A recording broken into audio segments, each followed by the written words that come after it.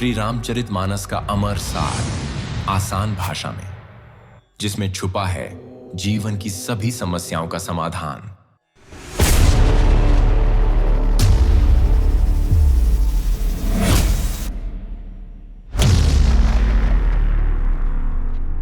क्या आप भी जीवन में बार बार हारते हैं? क्या आपके मन में कभी यह सवाल उठता है, भगवान मेरी सुनते क्यों नहीं? अगर हां, तो शायद आपको रामचरितमानस को पढ़ने के साथ साथ उसके भीतर उतरने की भी जरूरत है। यह केवल कथा नहीं, जीवन की सबसे बड़ी सीख है। इसमें ऐसे ऐसे उत्तर हैं जो आज की सबसे कठिन मानसिक, पारिवारिक और आत्मिक परेशानियों को जड़ से समाप्त कर सकते हैं। आज हम आपके लिए लाए हैं रामचरितमानस के सभी 7 कांडों का अमरसार।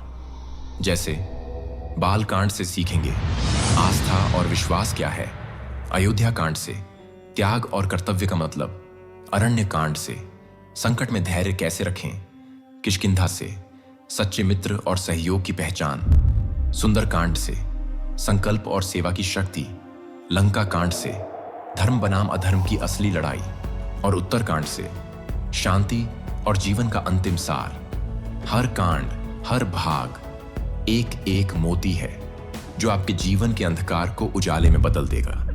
तो अगर आप भी चाहते हैं कि आपके जीवन की हर परेशानी का समाधान आपके ही भीतर से निकले, तो इस वीडियो को श्रद्धा से लाइक करें। इसे उन सभी लोगों के साथ शेयर करें जो जीवन में संघर्ष कर रहे हैं, क्योंकि रामचरितमानस सिर्फ राम की नहीं, हम सबकी कहानी है। और ऐसी ही दिव्य कथाएं हर बार आप तक समय पर पहुंचें, इसके लिए भक्ति सफल चैनल को सब्सक्राइब करें, बेल आइकॉन दबाकर उसे ऑल पर जरूर सेट करें और अब कमेंट में एक बार जय श्री राम जरूर लिखें। अपनी भक्ति प्रकट करें और विश्वास रखिए, आपकी मनोकामना अब पूरी हो चुकी है। तो चलिए शुरू करते हैं रामचरितमानस का वो अमर सार जो जीवन के हर तूफान को शांत कर सकता है। बालकांड भाग 1। जब पृथ्वी रोई थी, घना अंधकार फैला था, पर बाहर नहीं, मनुष्य के भीतर। धर्म, सत्य, करुणा सबका मानो गला घोंटा जा चुका था। जिन हाथों में कभी वेद थे, अब तलवारें थीं। जिन हृदयों में कभी भगवान बसते थे, वहां अब अहंकार का रावण बैठ गया था। पृथ्वी अब थक चुकी थी। वो सहती रही। लेकिन जब सहने की भी सीमा टूटती है तो पुकार जन्म लेती है। एक ऐसी पुकार जो सृष्टिकर्ता तक पहुंच जाती है। धरती माता कराहती हुई ब्रह्मा जी के समक्ष पहुंची। नेत्रों में अश्रु थे, कंठ में कंपन था। हे ब्रह्मा, अब नहीं सहा जाता। मेरे आंचल को राक्षसों ने लहूलुहान कर दिया है। धर्म के नाम पर अधर्म, न्याय के नाम पर अन्याय। मुझे अब राम चाहिए, कोई ऐसा जो मुझे फिर से मां कह सके। ब्रह्मा जी व्याकुल हो उठे। उन्होंने सारे देवताओं को एकत्र किया और वे सब चल पड़े क्षीर सागर की ओर, जहां भगवान श्री विष्णु योग निद्रा में थे। देवताओं ने करबद्ध होकर प्रार्थना की, प्रभु, हम विवश हैं। रावण अब केवल लंका में नहीं है, वो हर दिशा में है। पृथ्वी अब आपको पुकार रही है, कृपया अवतार लीजिए। वह क्षण क्षीर सागर की लहरों में जैसे जीवन भर गया। श्री विष्णु ने नेत्र खोले। उनकी दृष्टि में शांत गंभीरता थी। मैं अवश्य आऊंगा, राम बनकर। और इस बार मैं सिर्फ राक्षसों से नहीं, मनुष्य के भीतर छिपे रावण से युद्ध करने आऊंगा। लेकिन मैं ईश्वर नहीं, मनुष्य बनकर आऊंगा, ताकि लोग समझें कि मर्यादा पालन करना ही सबसे बड़ा चमत्कार होता है। और तब श्री राम ने हनुमान को वही आशीर्वाद दिया जो वाल्मीकि रामायण के उत्तरकांड सर्ग 108 में अंकित है। त्वं स्थास्यसि यथा कालम मम कार्यार्थ सिद्धये। यानी भगवान श्री राम हनुमान से कहते हैं, हनुमान, तुम यथा समय तक इस पृथ्वी पर मेरे कार्यों की सिद्धि हेतु विद्यमान रहोगे। सीख, परिवर्तन तब शुरू होता है जब चुप्पी टूटती है। धरती माता की सबसे बड़ी ताकत ये नहीं थी कि वो मां थीं, बल्कि ये कि उन्होंने अंत में अपनी व्यथा को स्वर दिया। जो भी श्रोता इसे सुनेगा, उसे अपने जीवन के उस मोड़ की याद आएगी जहां वो बहुत कुछ सहता रहा, लेकिन कुछ कहा नहीं। और जब पहली बार उसने खुद से या ईश्वर से कहा, अब बहुत हुआ, वहीं से जीवन की नई सुबह शुरू हुई। बालकांड भाग 2। जब राजा दशरथ की तपती छाती में केवल एक अभाव जलता रहा। सूर्यवंश की महिमा अपार थी, परंतु महलों के भीतर कोई बालक नहीं दौड़ता था, कोई पिताजी कहकर राजा की गोद में नहीं चढ़ता था। सिंहासन भरा था पर हृदय खाली। अयोध्या नगरी में उत्सव होते, पर एक कोना हमेशा सूना रह जाता। राजा दशरथ का मन, जो 3-3 रानियों के साथ भी विरक्ति की राख में अकेला जलता था। क्या अर्थ है इस साम्राज्य का जब कोई उत्तराधिकारी ही नहीं? हर बार वेद पाठ सुनकर भी उनका हृदय एक ही श्लोक दोहराता, सुतविहीनम नरम लोके धन्य मन्येन भारत। महाभारत अनुशासन पर्व। यानी इस लोक में वह पुरुष धन्य नहीं माना जाता जिसके संतान न हो। और वही दशरथ जो रणभूमि में अकेले रथ हाँकता था, जो देवताओं से भी सम्मान पाता था, आज अपने भीतर की हार से हार गया था। एक रात जब पूर्णिमा का चंद्रमा अयोध्या के महलों में उजास बिखेर रहा था, राजा दशरथ ने चुपचाप गुरु वशिष्ठ को बुलाया। गुरुवर, आप सत्य के सागर हैं, पर क्या मेरा जीवन यूं ही संतानहीन बीत जाएगा? गुरु वशिष्ठ मौन रहे और कुछ क्षणों के बाद बोले, राजन, संतानों की प्राप्ति केवल इच्छा से नहीं होती, उसके लिए तप, श्रद्धा और उचित संकल्प आवश्यक होता है। अब समय आ गया है अश्वमेध यज्ञ का। वह क्षण दशरथ के जीवन की सबसे बड़ी उम्मीद बन गया। पूरे राज्य में तैयारियां होने लगीं। चारों दिशाओं में संदेश भेजे गए, राजा दशरथ संतान की प्राप्ति हेतु यज्ञ करने जा रहे हैं। आओ, इस पावन अनुष्ठान के साक्षी बनो। अश्व अर्थात घोड़ा और मेध अर्थात बुद्धि। जब बुद्धि के साथ संकल्प की अग्नि में आहुति दी जाती है तो सृष्टि को भी बदलने की शक्ति जाग जाती है। और तब उसी यज्ञ की वेदी से निकली वह दिव्य थाली जिसमें स्वर्ण कलश में अमृत था। अग्निदेव स्वयं प्रकट हुए। उनकी वाणी थी, हे राजन, यह अमृत आप अपनी रानियों को दें, जिससे इस यज्ञ का फल साकार हो और स्वयं नारायण आपके पुत्र रूप में जन्म लें। दशरथ की आंखों में पहली बार आंसू नहीं थे, संतोष था। सीख, जब चाहत बहुत गहरी हो तो ईश्वर स्वयं आकर रास्ता बनाते हैं। राजा दशरथ की सबसे बड़ी ताकत यह नहीं थी कि वे राजा थे, बल्कि यह कि उन्होंने हार मानने की बजाय सही मार्ग से संकल्प लिया। जो भी जीवन में अधूरापन महसूस कर रहा है, उसे यह कथा याद दिलाएगी कि ईश्वर का उत्तर हमेशा एक संकल्प की अग्नि में छिपा होता है। बालकांड भाग 3। जब 4 अमृत कण पृथ्वी पर गिरे, जिस क्षण अग्निदेव की अमृत थाली राजा दशरथ के हाथों में पहुंची, उस क्षण अयोध्या में केवल एक थाली नहीं आई थी, एक युग बदलने का आह्वान आया था। चारों दिशाओं में जैसे देव गंधर्वों ने अपनी वीणा बजा दी हो, जैसे भविष्य ने वर्तमान को अपनी गोद में लेकर झूला झुला दिया हो। राजा दशरथ ने वह अमृत अपनी तीनों रानियों को प्रदान किया। प्रथम रानी कौशल्या को आधा भाग मिला, मंदोदरी को 1/4 और कैकेयी को भी उतना ही अमृत सौंपा गया। समय बीता और फिर अयोध्या के आकाश में एक अद्भुत रात्रि उतरी। पूर्णिमा की रात, जब चांद भी झुका और देवताओं ने पुष्प वर्षा की। कौशल्या के गर्भ से जन्मे श्री राम, साक्षात धर्म का रूप, जिनकी आंखों में करुणा और मुखमंडल पर तेज था। कैकेयी ने दिया भरत को जन्म, ममता का विशाल स्वरूप, जिसका त्याग आने वाले समय में इतिहास बन जाएगा। और सुमित्रा, जिनके गर्भ से जन्मे जुड़वा पुत्र लक्ष्मण और शत्रुघ्न। लक्ष्मण, जिनकी आंखों में केवल राम बसे। शत्रुघ्न, जिनके हृदय में सेवा ही आराधना बनी। चारों बालक जब शिशु रूप में किलकारी मारते तो अयोध्या के हर गली कूचे में मंगल गूंजता था। वो दृश्य जब राजा दशरथ पहली बार राम को अपनी गोद में उठाते हैं, उनकी आंखों से आंसू नहीं बहते, श्रद्धा बहती है। वो जानते थे ये केवल पुत्र नहीं है, ये तो नारायण हैं जो उनके जीवन के अधूरे अध्याय को पूर्ण कथा बना रहे हैं।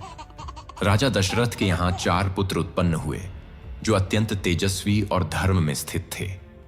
सीख, जब जीवन में कोई दिव्य परिवर्तन होता है तो वह एक साथ कई रूपों में आता है। चारों पुत्र 4 जीवन सिद्धांत हैं: राम, मर्यादा, भरत, त्याग, लक्ष्मण, सेवा, शत्रुघ्न, समर्पण।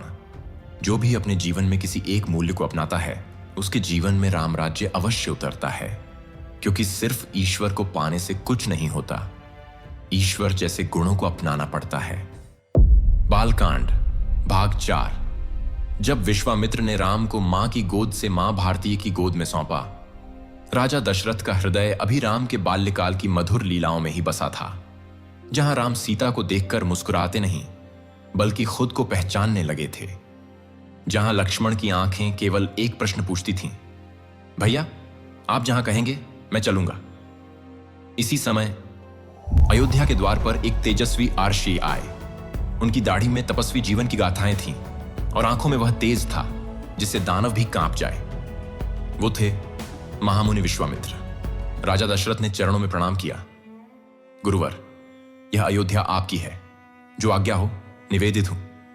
विश्वामित्र ने सीधा परंतु गंभीर वचन कहा, राजन, मैं कोई वस्तु नहीं मांगने आया हूं, मैं राम को मांगने आया हूं। दशरथ सेहर उठे। गुरुवर, राम तो अभी बालक हैं, उनकी आयु खेलने की है, युद्ध की नहीं। विश्वामित्र स्थिर स्वर में बोले, राजन, राम केवल आपके पुत्र नहीं हैं, वह तो स्वयं धर्म के वाहक हैं। मैं उन्हें ताड़का और सुबाहु जैसे राक्षसों से रक्षा हेतु मांग रहा हूं। यही काल है जब मां को त्यागना होगा ताकि मातृभूमि की रक्षा हो सके। राजा दशरथ मौन हो गए। आंखों से बहते अश्रु पूछ रहे थे, क्या मैं राम के बिना जी पाऊंगा? लेकिन उसी क्षण गुरु वशिष्ठ ने सिर झुकाकर कहा, राजन, यह अवसर है राम को समझने का, क्योंकि राम एक पुत्र नहीं, एक संकल्प है। और फिर राजा दशरथ ने भारी मन से राम को बुलाया। राम ने पिता की ओर देखा, मां कौशल्या के आंचल को आखिरी बार छुआ और मुस्कुराते हुए विश्वामित्र के पीछे चल पड़े। राम मुस्कुरा रहे थे क्योंकि उन्हें पता था अब उनकी मां केवल कौशल्या नहीं, पूरी धरती होगी। और लक्ष्मण, वह तो भाई का परछाई बनकर वैसे ही चल पड़ा जैसे शरीर के पीछे आत्मा जाती है। दशरथोपि महातेजा मंत्रिभ्यः सहितस्तदा वसिष्ठनाभ्यनुज्ञातः सम्यक प्रति नंदतम। यानी महातेजस्वी दशरथ ने मंत्रियों और वशिष्ठ मुनि की सलाह पर विश्वामित्र को प्रसन्नता से राम को सौंप दिया। सीख, कभी कभी जीवन की सबसे बड़ी भक्ति वियोग में छिपी होती है। राजा दशरथ ने राम को छोड़कर केवल संन्यास नहीं किया, बल्कि विश्वास किया कि कोई रिश्ता तभी मजबूत होता है जब उसमें त्याग की आंच भी झेली जाती है। जो भी आज किसी अपने को दूर होते देख रहा है, वो समझे, हो सकता है वो दूरी किसी बड़े कर्म की तैयारी हो। बालकांड भाग 5। जब राम ने पहली बार अपने भीतर का रौद्र रूप देखा, वन में हलचल थी, पक्षी चुप थे, वायु थमी थी, मानो प्रकृति स्वयं किसी महाशक्ति के आने की आहट सुन रही हो। मुनियों के यज्ञ कुंड के पास एक भय मंडरा रहा था, एक ऐसा भय जो वर्षों से शांति का भक्षण कर रहा था। नाम था ताड़का, एक ऐसी राक्षसी जिसके एक गर्जन से वन का तापमान बदल जाता था, जिसकी पदचाप से मेघ भी पीछे हटते थे। महर्षि विश्वामित्र राम और लक्ष्मण को सिद्धाश्रम लेकर पहुंचे। उनकी आंखों में संतुलन था, करुणा और कठोरता का गूढ़ मिश्रण। राम, यह ताड़का वर्षों से हमारे यज्ञों को नष्ट कर रही है। अब यह केवल युद्ध नहीं, धर्म और अधर्म का सीधा टकराव है। राम शांत खड़े रहे। उनका मुखमंडल सौम्य था, लेकिन भीतर कहीं कुछ जाग रहा था, एक अग्नि जो अब तक निष्क्रिय थी। लक्ष्मण की मुट्ठियां कस चुकी थीं। भैया, आज पहली बार कोई स्त्री हमारे सामने शत्रु है, क्या करें? राम ने धीमे स्वर में कहा। जब स्त्री स्त्री नहीं रहती बल्कि राक्षसी बनकर धर्म का विनाश करे, तो उसका वध भी मर्यादा की रक्षा बन जाता है। और तभी ताड़का का भीषण स्वर गूंजा, कौन है जो मुझे ललकार रहा है? वन कांप उठा। राम ने कमान उठाया। पहली बार उन्होंने अपने हाथों से वह प्रत्यंचा खींची जो ब्रह्मा, विष्णु, महेश की भी दृष्टि को झुका देती। वह पहला तीर जो न केवल ताड़का की छाती चीर गया, बल्कि राम के भीतर छिपे धर्म योद्धा को भी जगा गया। वह ताड़का जो युगों से अंधकार का पर्याय बनी हुई थी, आज राम के पहले बाण से समाप्त हो गई। तब राम ने उत्तम बाण को तैयार कर उसे ताड़का की ओर छोड़ दिया। सीख, क्रोध बुरा नहीं होता, यदि उसका लक्ष्य अधर्म हो, राम ने कभी अपने क्रोध को दया में दबाया, पर जब धर्म खतरे में पड़ा तो वही सौम्य राम एक तेजस्वी योद्धा बन गए। जो भी आज अपने भीतर की शक्ति को पहचानने से डर रहा है, उसे यह कथा याद दिलाएगी कि भीतर छिपा रौद्र तभी पवित्र होता है जब वो मर्यादा के लिए उठे, अहंकार के लिए नहीं। बालकांड भाग 6। जब यज्ञ की अग्नि में राम ने धर्म की रक्षा का व्रत लिया, सिद्धाश्रम, जहां हर यज्ञ में आकाश से दिव्यता उतरती थी, अब वहां की हवा में भय समाया हुआ था। ताड़का मारी गई थी, पर अब उसके पुत्र मारीच और सुबाहु यज्ञ को नष्ट करने की योजना लेकर बढ़ रहे थे। विश्वामित्र मुनि ने कहा, राम, इस यज्ञ की रक्षा केवल बाणों से नहीं, मर्यादा और संकल्प की शक्ति से करनी है। ध्यान रखना, यज्ञ के बीच तुम्हें क्रोधित नहीं होना है, न कोई मोह करना है, बस धर्म का पालन करना है। और फिर यज्ञ आरंभ हुआ। ऋचाएं गूंजने लगीं, अग्नि धधक उठी। राम और लक्ष्मण 24 घंटे जागकर उसकी रक्षा कर रहे थे। तीसरे दिन आकाश में काले बादल छाए, पर वो पानी वाले बादल नहीं थे, वे तो अधर्म और विकृति के बादल थे। मारीच और सुबाहु आकाश से बरसे, कानों में गूंजा, राम, रोक सको तो रोक लो। लक्ष्मण ने धनुष उठाया, पर राम ने हाथ थाम लिया। पहले मुझे जाने दो, धर्म की रक्षा का व्रत मेरा है। राम ने धनुष पर बाण चढ़ाया और एक ही बाण से सुबाहु को वहीं समाप्त कर दिया। मारीच को उन्होंने ऐसा बाण मारा कि वह सैकड़ों योजन दूर समुद्र के पार जा गिरा। ऋषियों ने नेत्रों से आंसू बहाते हुए राम को नमन किया, क्योंकि पहली बार किसी राजा ने नहीं, एक बालक ने धर्म की रक्षा की थी। यज्ञ पूर्ण हुआ और उस अग्नि की ज्वाला में जैसे समय ने लिखा, राम केवल राक्षसों से नहीं लड़ते, राम अज्ञान से भी युद्ध करते हैं। सुबाहु चरणे हत्वा मारीचम व्यद्रवत पुनः तम उत्पपात वेगेन दूरम समुद्रस्य पारगम। यानी राम ने रणभूमि में सुबाहु का वध किया और मारीच को समुद्र पार दूर भगा दिया। सीख, हर युग में अधर्म यज्ञ को रोकना चाहता है, कभी बाहरी शत्रु बनकर, कभी भीतर के भय बनकर। पर जो भी व्यक्ति धर्म, संकल्प और जागृति से खड़ा हो जाए, उसे स्वयं ईश्वर की शक्ति मिल जाती है। अगर आपके जीवन का यज्ञ, कोई संकल्प, कोई पूजा, कोई मेहनत बार बार बिगड़ रही है, तो समझ लीजिए शायद आप अब तक पूरी तरह जगे ही नहीं थे। राम की तरह संकल्प लीजिए और देखिए कैसे मारीच भी दूर भागता है। बालकांड भाग 7। जब राम ने पहली बार जनकपुरी में कदम रखा और समय ठहर गया, धर्म की परीक्षा पूरी हो चुकी थी। राम और लक्ष्मण सिद्धाश्रम में तप, सेवा और युद्ध तीनों में पारंगत हो चुके थे। अब विश्वामित्र उन्हें लेकर चल पड़े थे एक और दिव्य यात्रा पर, मिथिला, जनकपुरी की ओर, जहां एक और युद्ध उनका इंतजार कर रहा था। लेकिन यह युद्ध बाहरी नहीं, अंतःकरण का युद्ध था। रास्ते में ऋषियों ने बताया, राजा जनक ने एक अनुपम धनुष रखा है, जो भी उसे उठाएगा वही उनकी पुत्री सीता से विवाह करेगा। लक्ष्मण मुस्कुराए, भैया उठाएंगे ना वो धनुष? राम ने मौन रहते हुए धरती को निहारा, मानो पूछ रहे हों, क्या अब समय आ गया है? और जब जनकपुरी पहुंचे तो नगरवासियों की आंखों में एक चमक दौड़ गई। यह कौन है जो राजा है नहीं, पर राजाओं से बढ़कर लगता है? राम के कदम जिस मार्ग से गुजरे, उस मार्ग पर स्त्रियां पुष्प बिछाने लगीं, बालक उनके पीछे दौड़ने लगे और आकाश से जैसे मधुर स्वर उतरने लगे। अरे, ये तो वही हैं जिनके लिए जनकपुरी की वंशी बची थी। जनक सभा में प्रवेश हुआ। राजा जनक ने दोनों राजकुमारों को देखा, पर उनकी दृष्टि विशेष रूप से एक पर जाकर ठहर गई, राम पर। उसी क्षण महलों की छत पर सीता खड़ी थी। उनकी आंखों ने जब पहली बार राम को देखा तो ऐसा लगा जैसे वर्षों से ठहरा हुआ आकाश चल पड़ा हो। उनकी दृष्टि नहीं झुकी, बल्कि पहली बार आत्मा ने आत्मा को पहचाना। कोई शब्द नहीं बोले गए, कोई परिचय नहीं हुआ, फिर भी कुछ था जो मन में लिखा जा चुका था। राम और सीता, दो दिशाएं, एक ही केंद्र। राजीव नेत्र राम, लक्ष्मण और विश्वामित्र के साथ सिद्धाश्रम से मिथिला आए। सीख, कुछ रिश्ते पहले से तय होते हैं, वो शब्दों से नहीं, दृष्टि से जुड़ते हैं। राम और सीता की पहली भेंट कोई संवाद नहीं थी, वो एक संकेत था कि प्रेम वह नहीं जो मांगता है, प्रेम वह है जो पहचानता है। अगर आपके जीवन में कोई ऐसा आया है जिसे देखकर मन कुछ कहे, तो उसे रोको मत, क्योंकि जो आत्मा को छू ले वही सच्चा मिलन कहलाता है। बालकांड भाग 8।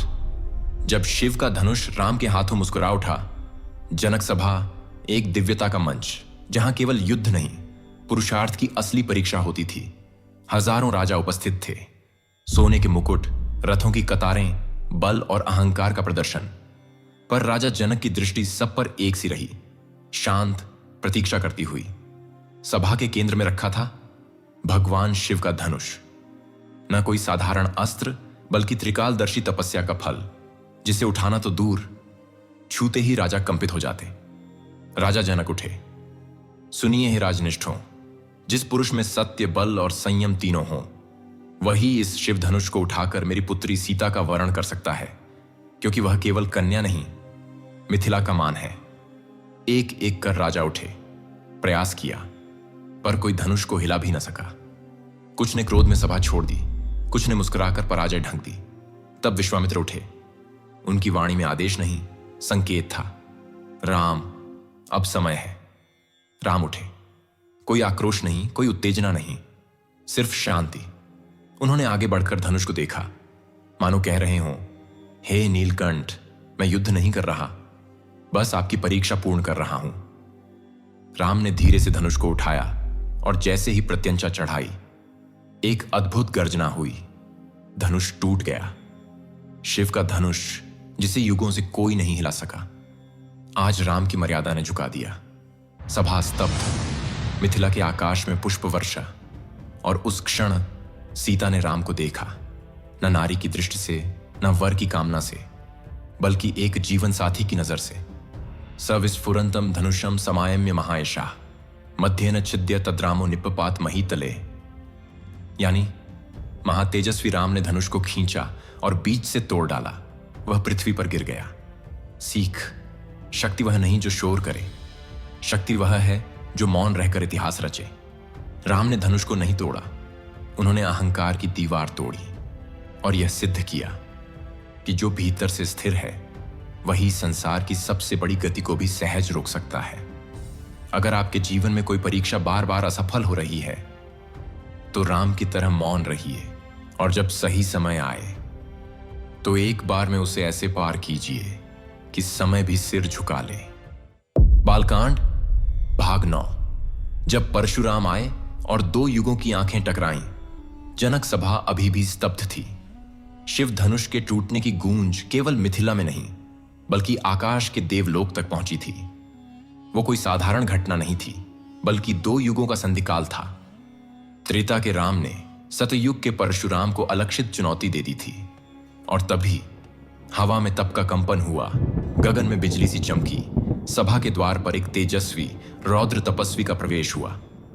परशुराम, जिनकी जटाएं अग्नि की लपटों सी थीं और आंखों में क्रोध नहीं, बल्कि तप का अचल निर्णय था। उन्होंने टूटे हुए धनुष को देखा और सिंहनाद किया। कौन है जिसने महादेव के धनुष का अपमान किया? सभा कांप उठी। राजा जनक ने धीरे से राम की ओर इशारा किया। परशुराम राम की ओर बढ़े। बालक, क्या तुम्हें ज्ञात है, यह धनुष शिवजी का था, जिसे उठाने का अधिकार केवल ब्रह्मर्षियों, योगियों और तपस्वियों को होता है। तुमने इसे तोड़कर मुझे ललकारा है। राम ने झुककर प्रणाम किया और शांत स्वर में बोले, हे प्रभु, मैंने अपमान नहीं किया, मैंने केवल आदेश पालन किया। अगर इसमें कोई अपराध है तो मैं उत्तर देने को तैयार हूं। परशुराम कुछ पल मौन रहे, फिर बोले, यदि तू वास्तव में वीर है तो इस विष्णु धनुष को चढ़ाकर दिखा। सभा फिर शांत। राम ने धनुष उठाया और जैसे ही प्रत्यंचा चढ़ाई, विष्णु धनुष खींच गया। परशुराम की आंखों में संदेह पिघल गया। उन्होंने राम को देखा, न क्रोध से, न अहंकार से, बल्कि एक गूढ़ पहचान के साथ। तू वही है जिसे मैं युगों से खोज रहा हूं। तू कोई साधारण मानव नहीं, तू वही है जिसके भीतर विष्णु स्वयं विराजमान हैं। परशुराम ने अपने शस्त्र रख दिए और चरणों में झुककर बोले, अब मेरा कार्य पूर्ण हुआ। अब धर्म की बागडोर तुम्हारे हाथ में है राम। शक्तिशाली श्री राम ने धनुष चढ़ाया। यह देख परशुराम बोले, सीख, सच्चा बल वो नहीं जो शब्दों से डराए, बल वो है जो मौन रहकर भी सामने वाले के मन में परिवर्तन ला दे। राम ने परशुराम को पराजित नहीं किया, उन्होंने उनके भीतर की शंका को शांति में बदल दिया। जब भी जीवन में कोई आप पर संदेह करे, तर्क मत कीजिए, उत्तर मत दीजिए, बस खुद को इतना स्थिर और कर्मशील बना दीजिए कि सामने वाला आपके अस्तित्व को प्रणाम कर दे। बालकांड भाग 10। जब विवाह हुआ और प्रेम ने धर्म को अपना सिंदूर चढ़ाया, मिथिला नगरी आज केवल जनक की नगरी नहीं रही थी, वो एक तीर्थ बन चुकी थी जहां स्वयं धर्म ने प्रेम को अंगूठी पहनाई थी। शिव धनुष टूटा था, पर किसी का सपना टूटा नहीं था, बल्कि एक दिव्य संकल्प पूरा हुआ था। राजा जनक ने सीता को बुलाया। माथे पर चंदन की रेखा, नयनों में नमी, पर अधरों पर शांति। उन्होंने सीता से कहा, पुत्री, यह राम केवल राजा नहीं है, ये वो दीपक हैं जो हर युग के अंधकार को हरेंगे। क्या तुम अपने संपूर्ण जीवन की बाती बनकर इनके साथ जलने को तैयार हो? सीता ने कुछ नहीं कहा, बस अपनी पलकों को झुका दिया और वहीं से इतिहास बन गया। जनक ने राम का हाथ लिया और सीता की हथेली में रखकर बोले, हे राम, ये केवल मेरी कन्या नहीं, ये मेरी श्रद्धा है, मेरा त्याग है। इसे स्वीकार कर तुम केवल पति नहीं बनोगे, तुम मिथिला के तप का फल बन जाओगे।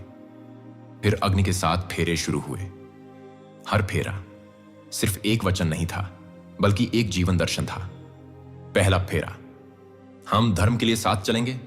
दूसरा, हम सुख दुख में सम रहेंगे। तीसरा, हम संतानों को धर्मशील बनाएंगे। चौथा, हम तप और संयम में एक दूसरे के साथ होंगे। पांचवा, हम इंद्रियों पर संयम रखेंगे। छठा, हम यज्ञ और सेवा में साथ रहेंगे। सातवां, हम जन्म जन्मांतर तक आत्मा से जुड़े रहेंगे।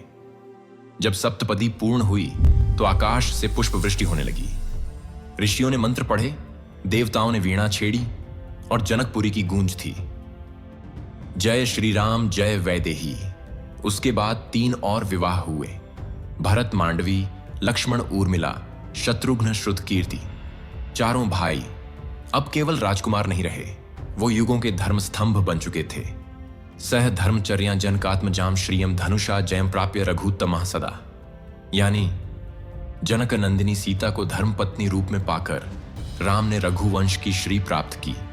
सीख, विवाह केवल 2 शरीरों का मिलन नहीं, बल्कि 2 संकल्पों का युग परिवर्तन है। सीता राम का विवाह हमें सिखाता है, जब प्रेम धर्म में रच जाए तभी वह अमर होता है।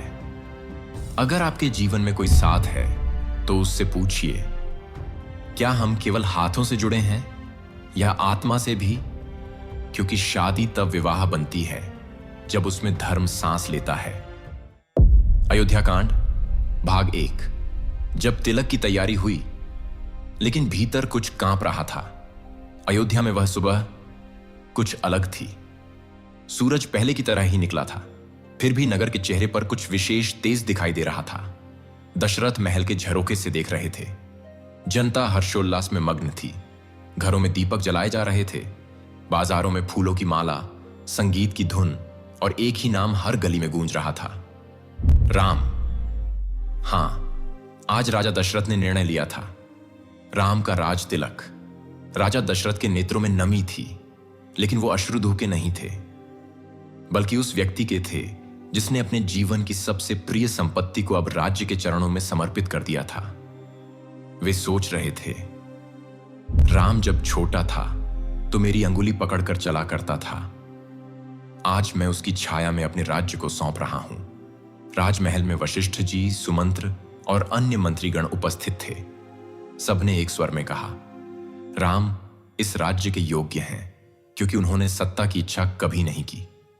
वशिष्ठ मुनि बोले, जो राज सिंहासन की इच्छा नहीं करता वही उसका सबसे योग्य रक्षक होता है।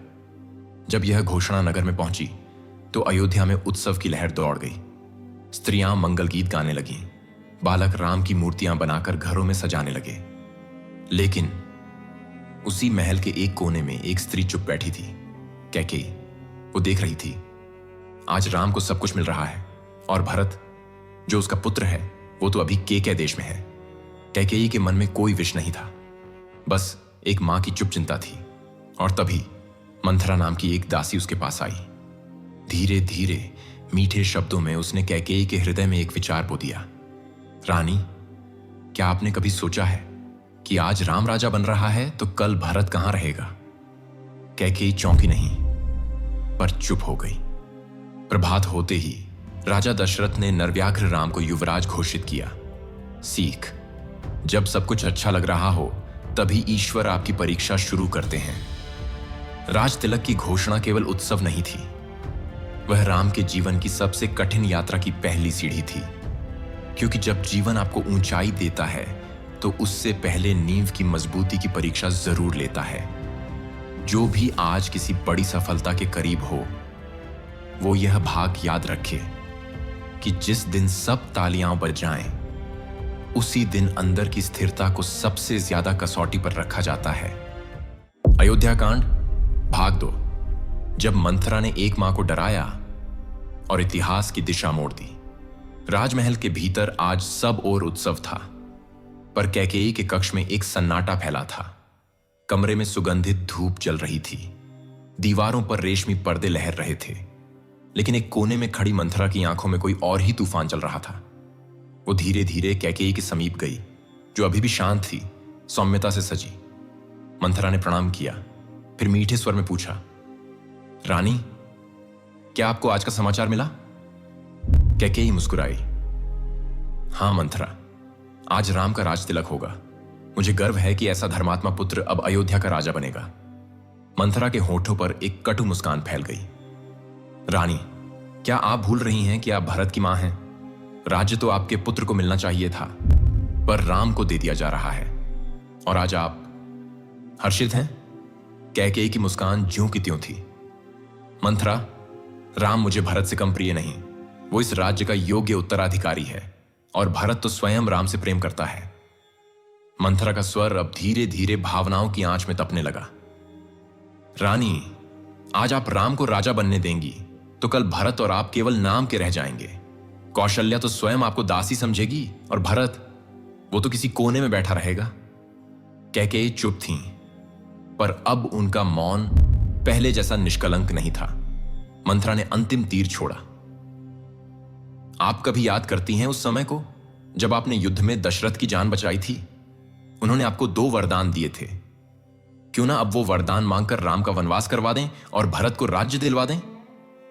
यह बात सुनते ही कैकेयी उठी, पर उनके नेत्रों में अब केवल वात्सल्य नहीं था, बल्कि भ्रम, आक्रोश और असमंजस की ज्वाला थी।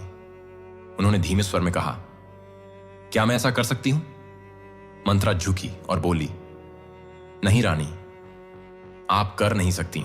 आपको करना होगा, वरना भरत का भविष्य अंधकार में चला जाएगा। यदि राम ही राज्य पाएं और भरत को छोड़ दें तो क्या यह न्याय है? सीख, विष जहर से नहीं फैलता, सबसे मीठे शब्दों से फैलता है। मंथरा ने कोई शस्त्र नहीं उठाया, फिर भी इतिहास की सबसे बड़ी चोट वही बन गई। जो भी आज किसी के मीठे, तर्कपूर्ण पर भीतर से खतरनाक शब्दों के प्रभाव में आ रहा हो, वो यह सीख याद रखे, हर सलाह हित की नहीं होती। कुछ सलाहें केवल विनाश का द्वार होती हैं। अयोध्या कांड भाग 3। जब कैकेयी ने वर नहीं, एक वज्र मांगा। रात उतर चुकी थी। अयोध्या की हवाओं में अब भी उत्सव की सुगंध तैर रही थी, लेकिन राजमहल के एक गुप्त कक्ष में एक मां अब मां नहीं रही थी। वो अब एक भयभीत स्त्री बन चुकी थी। कैकेयी ने शोक वस्त्र पहन लिए थे, गहने उतार दिए थे और अपने कक्ष के क्रोध गृह में जाकर लेट गई थीं, जहां वह केवल तब जाती थीं जब उन्हें कोई गहन असहमति या क्षोभ होता था। राजा दशरथ को सूचना दी गई, रानी कैकेयी अस्वस्थ हैं, उन्होंने राज तिलक रुकवाने की मांग की है। दशरथ विचलित हो उठे। कैकेयी, वो तो राम को पुत्र से बढ़कर प्रेम करती है, ऐसा कैसे हो सकता है? राजा तुरंत कैकेयी के पास पहुंचे। वहां अंधेरा था, मौन था और केवल एक स्त्री का हृदय कांप रहा था। दशरथ ने हाथ पकड़कर पूछा, प्रिय, क्या हुआ? राज्य तुम्हारा है, राम तुम्हारा है, और मैं तुम्हारा दास हूं। बोलो, क्या दुख है? कैकेयी ने आंसू पोंछे, लेकिन वो अश्रु नहीं, एक चाल थी। धीरे से बोली, क्या आज भी मेरे वे 2 वरदान जीवित हैं जो आपने युद्धभूमि में मुझे दिए थे? दशरथ मुस्कुराए, प्रिय, वे वरदान नहीं, मेरी आत्मा का ऋण है। तुम मुझसे कुछ भी मांग सकती हो। कैकेयी ने उस क्षण इतिहास की सबसे कठोर मांग की। तो फिर पहला वरदान यह है कि भरत को अयोध्या का राजा बनाइए, और दूसरा, राम को 14 वर्षों के लिए वनवास भेजिए। कमरे में सन्नाटा नहीं, काल ठहर गया। दशरथ की आंखें फैल गईं, गला सूख गया, हृदय जैसे शून्य में गिर गया। उन्होंने कांपते स्वर में कहा, कैकेयी, तुम जानती हो तुम क्या मांग रही हो? कैकेयी बोली नहीं, बस चुप रही, पर उस मौन ने 1000 शब्दों से ज्यादा चोट दी। दशरथ भूमि पर गिर पड़े। राम, राम, मेरा प्राण, कैसे मांग लिया तुमने मुझसे ही मेरी सांस? वनवासम च रामस्य द्विचत्वारिंशदम समाः प्रतिगृह्णीष्व में राजा प्रतिज्ञाम त्वाम प्रति प्रभो। यानी, राजन, राम को 14 वर्षों के लिए वनवास भेजिए, यही मेरा वर है। सीख, जब कोई अपना विश्वास की आड़ में विष दे तो शरीर नहीं, आत्मा कांप जाती है। दशरथ की सबसे बड़ी हार यह नहीं थी कि उन्होंने राम को खोया, बल्कि यह थी कि उन्हें अपने सबसे निकट के हाथों से यह वज्र खाना पड़ा। अगर जीवन में कोई ऐसा मिल जाए जो बिना आवाज बदले आपकी पूरी दुनिया बदल दे, तो याद रखिए, विश्वास वही है जो हर परीक्षा में भी अपनों को अपनों जैसा रखे, ना कि वरदान के नाम पर विष बना दे। अयोध्याकांड भाग 4। जब राम ने वनवास को वियोग नहीं, वरदान कहा। राजमहल के गलियारों में रात गहराने लगी थी, पर आज दीप नहीं जलाए गए थे, क्योंकि राजा दशरथ की आत्मा किसी अंधकार में डूब चुकी थी।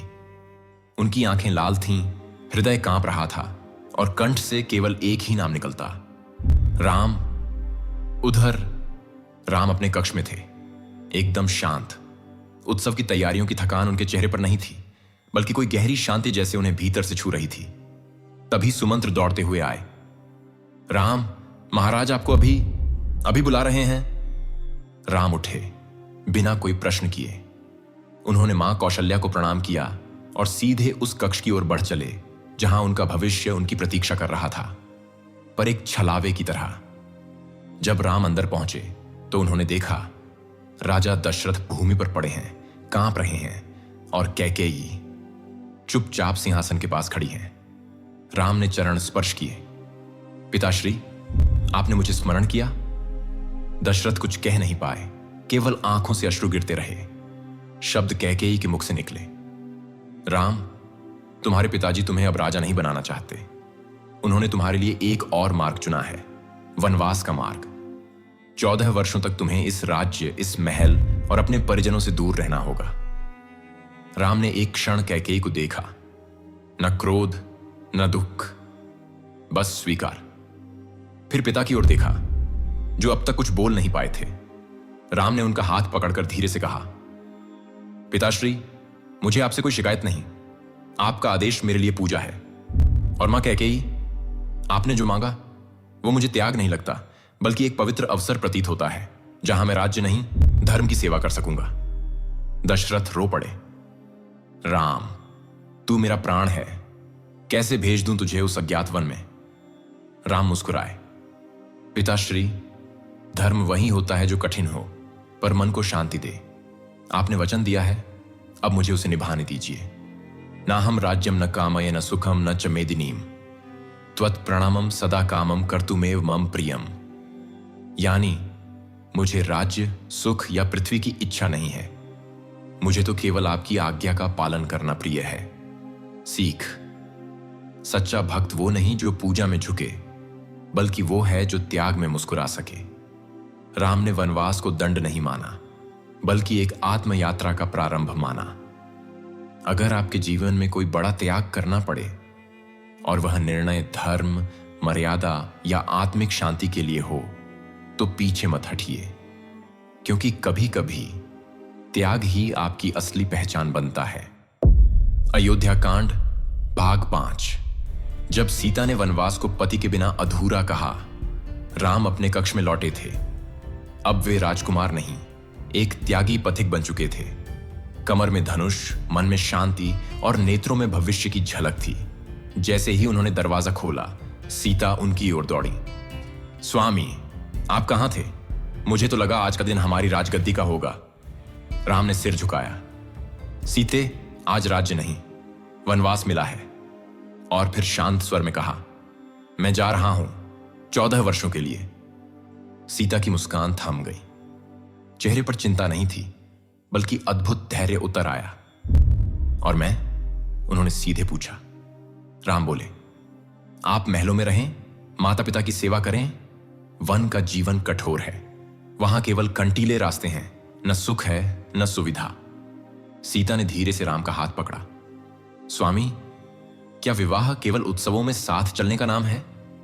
मैंने जब अग्नि के फेरे लिए थे तो उसमें एक वचन यह भी था कि हम हर परिस्थिति में साथ रहेंगे। राम मौन रहे।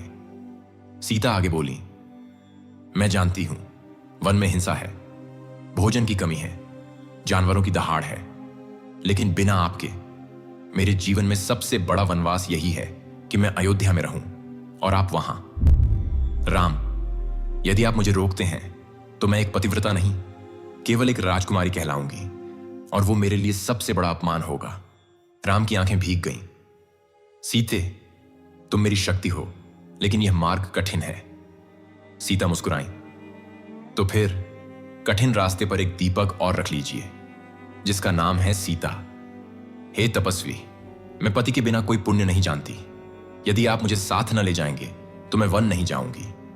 सीख, जहां प्रेम सच्चा होता है, वहां संकट भी साथ चलने का अवसर बन जाता है। सीता ने यह सिखाया कि साहचर्य केवल सुविधा में नहीं, कठिनाई में निभाने से सिद्ध होता है। अगर जीवन आपको और आपके प्रिय को कठिनाई में डाल दे तो उसे अवसर समझिए, क्योंकि वहीं सच्चे रिश्तों की नींव डाली जाती है, जहां लोग त्याग कर नहीं, साथ चलने का संकल्प करते हैं। अयोध्या कांड भाग 6। जब लक्ष्मण ने कहा, राम जहां वहां मेरा प्राण वहीं। महल के भीतर कुछ देर पहले ही राम और सीता ने वन जाने का निर्णय लिया था, पर इस निर्णय की गूंज अब एक और हृदय में जा पहुंची थी, जो राम की छाया था, जिसकी सांसें भी राम के नाम से बंधी थीं। लक्ष्मण, जब उन्हें यह ज्ञात हुआ कि राम वन जा रहे हैं और सीता भी साथ जा रही हैं, तो उनके मन में ज्वाला उठी। पर यह क्रोध का ज्वालामुखी नहीं था, यह प्रेम की, सेवा की और समर्पण की ज्वाला थी। वह सीधा राम के पास पहुंचे। नेत्रों में वेग था, स्वर में कंपन। भैया, आपने मुझे क्यों नहीं बताया? क्या मैं केवल एक अनुज हूं, या आपकी सेवा में जन्मा कोई दास? राम बोले, लक्ष्मण, यह निर्णय कठिन है। वन का जीवन एक युद्ध है, और हर युद्ध में एक सीमित सेना ही साथ जाती है। लक्ष्मण का उत्तर बिजली सा गिरा। तो मैं वही सीमित सेना हूं जिसका एकमात्र अस्त्र आपकी सेवा है। सीता ने राम की ओर देखा, और पहली बार उनके नेत्रों में गर्व झलक उठा। लक्ष्मण आगे बोले, भैया, मैं इस अयोध्या को त्याग सकता हूं, पर आपकी परछाई को नहीं। आप जहां सोएंगे मैं वहीं धरती पर रहूंगा। आप जहां जल पिएंगे मैं पहले वहीं जल चक्कर देखूंगा, और यदि कोई संकट आपको छूना भी चाहे तो उसे पहले मुझसे होकर गुजरना होगा। राम मौन हो गए। फिर उन्होंने लक्ष्मण का हाथ थामा। तो आओ अनुज, चलो उस मार्ग पर जहां हम तीनों होंगे, राज्य से दूर पर धर्म के और भी अधिक पास। अहम त्वनु गमिष्यामि वनमादाय सायकान, त्वयैव सह धर्मात्मन वनवासम करिष्यामि। यानी, हे धर्मात्मा, मैं धनुष बाण लेकर आपके साथ वनवास करूंगा। सीख, जब प्रेम में सेवा जुड़ जाए तो वो भक्ति बन जाती है। लक्ष्मण ने यह नहीं कहा कि आप मेरे भाई हैं, उन्होंने यह कहा कि आप मेरे जीवन का अर्थ हैं। अगर आपके जीवन में कोई ऐसा है जिसकी सफलता, सुरक्षा या सुख में आप खुद को खो देने को तैयार हों, तो आप केवल संबंध नहीं निभा रहे, आप रामायण की आत्मा को जी रहे हैं। अयोध्या कांड भाग 7। जब मां कौशल्या ने आशीर्वाद नहीं, अपना हृदय विदा किया अयोध्या के राजमहल में आज घुंघरुओं की आवाज नहीं थी, कोई शंख नहीं बजा, ना ही कोई वंदना हुई, क्योंकि आज का दिन उत्सव का नहीं था, वियोग का था। राम, सीता और लक्ष्मण वनगमन के लिए तैयार हो चुके थे।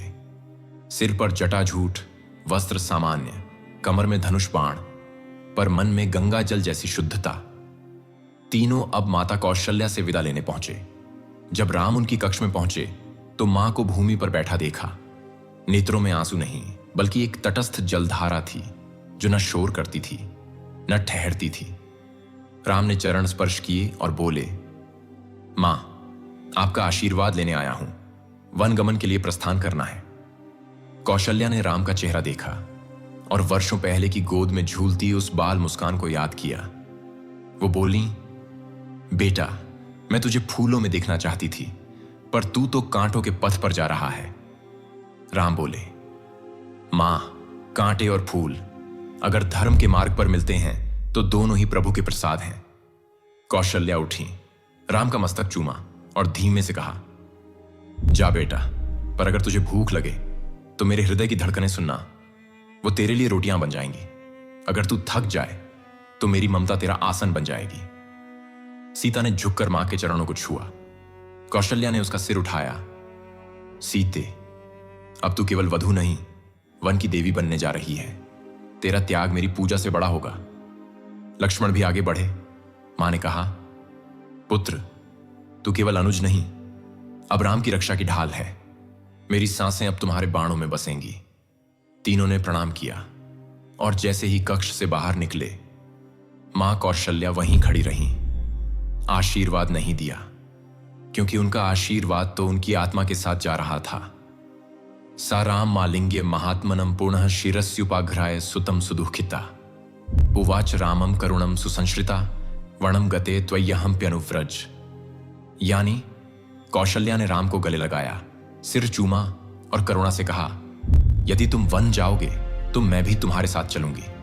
सीख, मां का प्रेम वचन नहीं देता, वो हृदय से यात्रा करता है। कौशल्या ने राम को आशीर्वाद नहीं दिया, उन्होंने अपनी संपूर्ण सत्ता उस पल में समर्पित कर दी। अगर जीवन में कभी आपको अपनों से दूर जाना पड़े तो यह जान लीजिए, उनकी आंखों के आंसू आपके साथ चुपचाप यात्रा कर रहे होते हैं। अयोध्या कांड भाग 8। जब अयोध्या की सड़कें भी राम को रोकना चाहती थीं, सुबह हुई, पर उस दिन अयोध्या में सूरज नहीं निकला।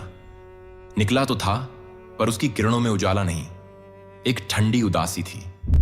राम, सीता और लक्ष्मण वनगमन के लिए महल छोड़ चुके थे। सादे वस्त्र, जटा, कमर में बाण, पर चेहरे पर अद्भुत तेज, जैसे कोई हंसते हुए दुख को भी पूजनीय बना दे। राजमहल के द्वार से लेकर नगर के छोर तक प्रजा उमड़ आई थी। हर चेहरा एक ही स्वर दोहरा रहा था, राम रुक जाए, राम वापस लौट आए।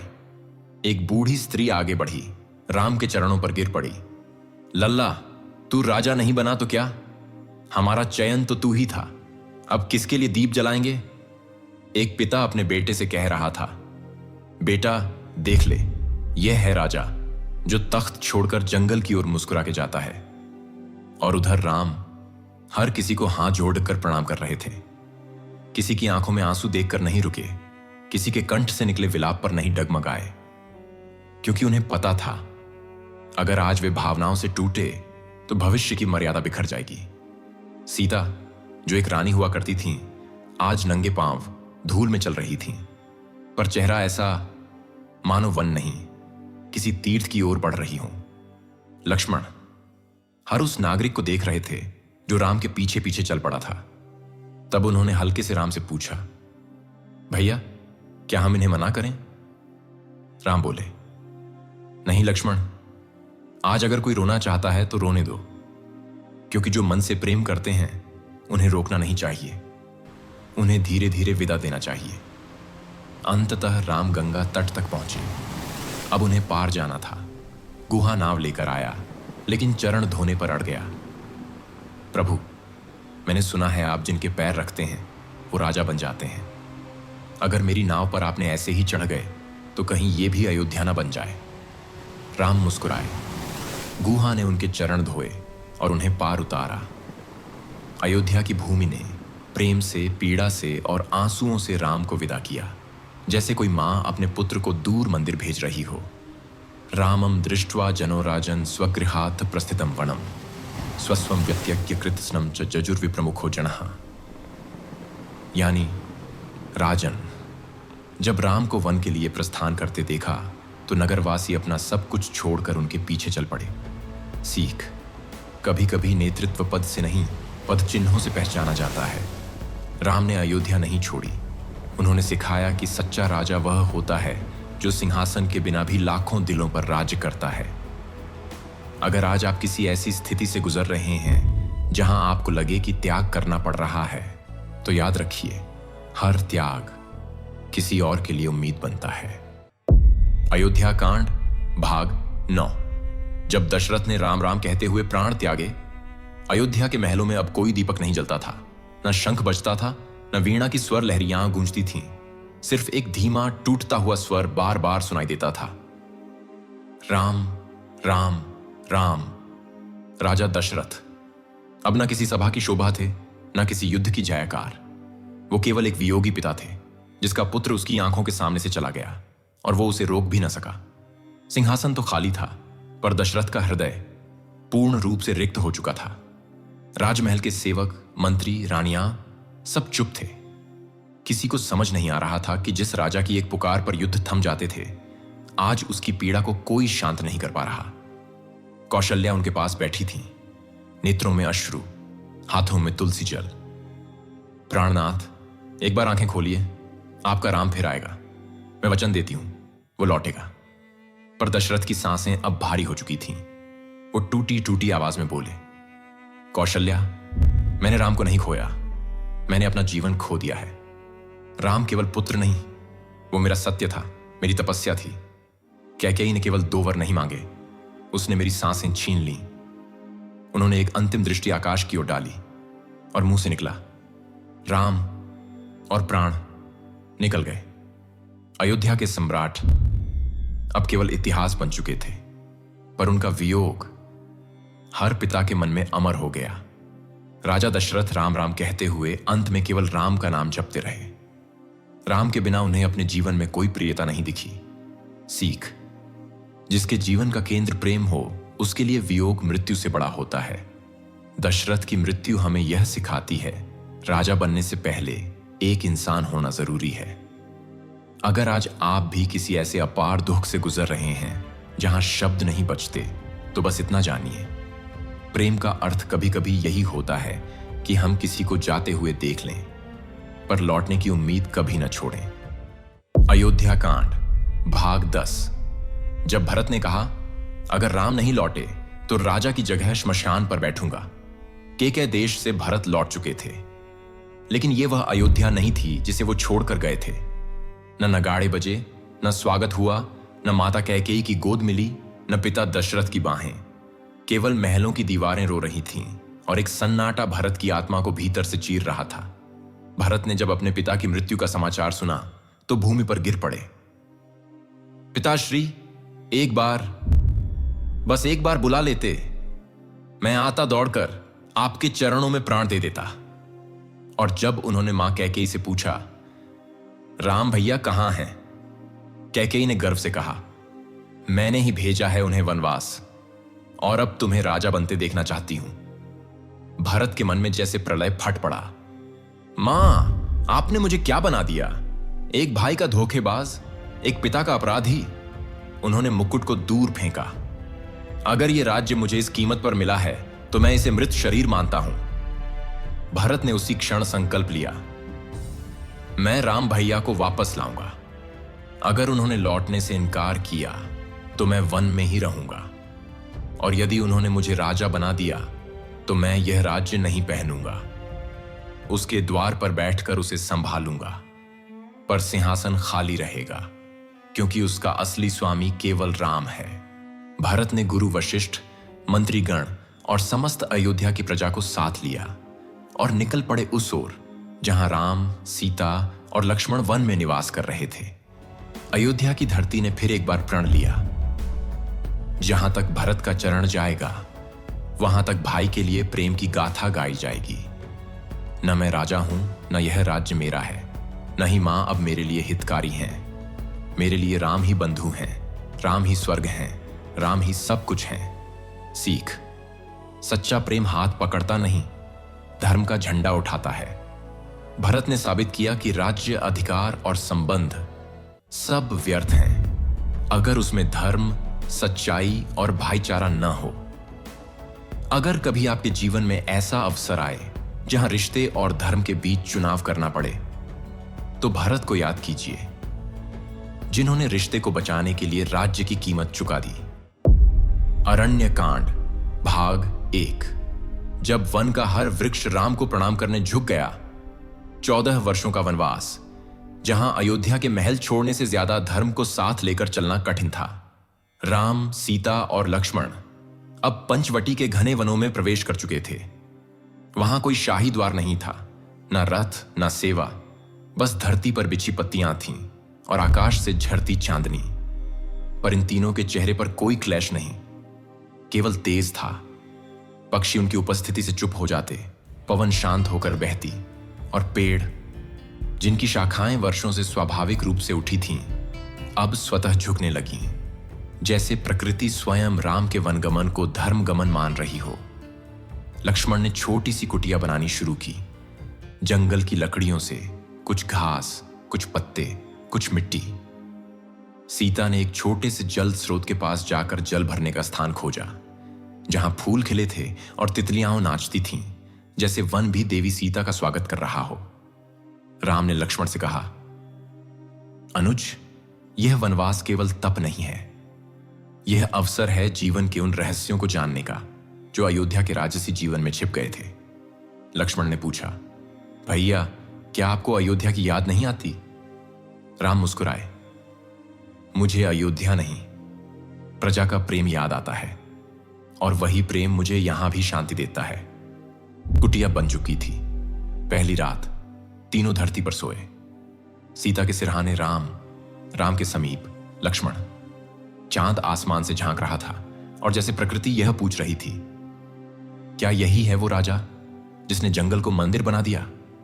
प्रविष्टस्तु वर्णम रामो लक्ष्मणेन समन्वितः सीतया च महाभाग्या धर्मपत्नी सुलक्षणा। यानी राम वन में प्रविष्ट हुए लक्ष्मण और उनकी धर्मपत्नी सीता के साथ। सीख, सच्चा सुख महलों से नहीं, मन की शांति से आता है। राम ने यह सिद्ध किया कि जब साथ धर्म, प्रेम और त्याग हो तो वन भी वैकुंठ बन जाता है। अगर आपके जीवन में सब कुछ छिन जाए पर आपके पास अपनों का साथ और सच्चा उद्देश्य बचा हो, तो समझ लीजिए आप हार नहीं रहे, आप तप कर रहे हैं। अरण्यकांड भाग 2। जब शूर्पणखा ने प्रेम मांगा और राम ने मर्यादा, वन अब केवल एक आश्रय नहीं रहा था, वो तप, त्याग और धर्म का जीवित मंदिर बन चुका था। राम, सीता और लक्ष्मण हर दिन जंगल की पगडंडियों पर चलकर अपने कर्म से प्रकृति को भी धैर्य का पाठ पढ़ा रहे थे। और तब एक दोपहर, जब सूर्य की किरणें पत्तों के बीच से छनकर आ रही थीं, वन की नीरवता में एक विचित्र सौंदर्य प्रवेश कर गया। वो थी शूर्पणखा, रावण की बहन, एक ऐसी स्त्री जो अंधकार में जन्मी और अब उजाले को पाने आई थी, पर अपनी शर्तों पर। शूर्पणखा ने राम को देखा, उसकी दृष्टि थम गई, शरीर थर्राया। ये कौन है जो वनों में वास करता है? वो राम के समीप आई, स्वर को मधुर बनाकर बोली, हे पुरुषोत्तम, तुम इस वन में क्यों हो? तुम्हें तो अयोध्या का राजा होना चाहिए। मैं तुमसे विवाह करना चाहती हूं, क्योंकि तुम जैसे वीर को मैं अपना बनाना चाहती हूं। राम मुस्कुराए, न उपहास किया न क्रोध किया, केवल मर्यादा रखी। देवी, मैं पहले से ही विवाहित हूं, मेरी पत्नी सीता ही मेरी प्राण है और मैं केवल उसी से जुड़ा हूं, शरीर से भी और आत्मा से भी। शूर्पणखा चिढ़ गई, तो फिर मुझे लक्ष्मण से मिलाओ। राम ने हंसकर कहा, मेरा अनुज भी विवाहित है और वो मेरी सेवा में समर्पित है। हम तीनों केवल तप में हैं, भोग में नहीं। शूर्पणखा अब प्रेम से क्रोध में बदल चुकी थी। उसने सीता की ओर देखा, अगर ये स्त्री ना रहे तो राम केवल मेरे रहेंगे। वो सीता पर झपटी, पर उसी क्षण लक्ष्मण की तलवार बिजली की तरह चमकी। एक झटका, और शूर्पणखा की नाक काट दी गई। रक्त बहा, पर उससे ज्यादा अहंकार टपकने लगा। शूर्पणखा कराहती हुई भागी और वहीं लिया रावण से प्रतिशोध लेने का संकल्प। रूपम दृष्ट्वा च वैदेह्या राघवस्य च लक्षणम कामार्ता तामुपागम्य रामम परिददर्शः। यानी शूर्पणखा ने सीता का सौंदर्य और राम का तेज देखकर कामवश राम के समीप जाकर उन्हें विवाह का प्रस्ताव दिया। सीख, प्रेम वो नहीं जो अधिकार मांगे, प्रेम वो है जो मर्यादा सीखे। शूर्पणखा हार गई क्योंकि उसने प्रेम को पाने की जगह प्रेम को हथियाना चाहा। अगर आप किसी को चाहते हैं तो उसे जीतिए, पर उसकी मर्यादा तोड़कर नहीं, बल्कि अपनी मर्यादा निभाकर। अरण्यकांड भाग 3। जब खरदूषण की सेना आई और वन धर्म भूमि बन गया। शूर्पणखा भागी तो थी अपमानित होकर, पर उसके घाव से ज्यादा उसके अहम को चोट पहुंची थी। रक्त से अधिक उसकी आंखों से ज्वाला निकल रही थी। राम ने मेरी नाक नहीं, रावण के कुल के घमंड को चीर दिया है। और वो पहुंची सीधे खर और दूषण के पास। भाइयों, एक वनवासी ने न केवल मुझे अपमानित किया, बल्कि रावण वंश को चुनौती दी है। अब यदि तुम पुरुष हो तो उस राम को मिटा दो, वरना इस कुल की स्त्रियां भी तुम पर हंसेंगी। खर दूषण क्रोधित हो उठे।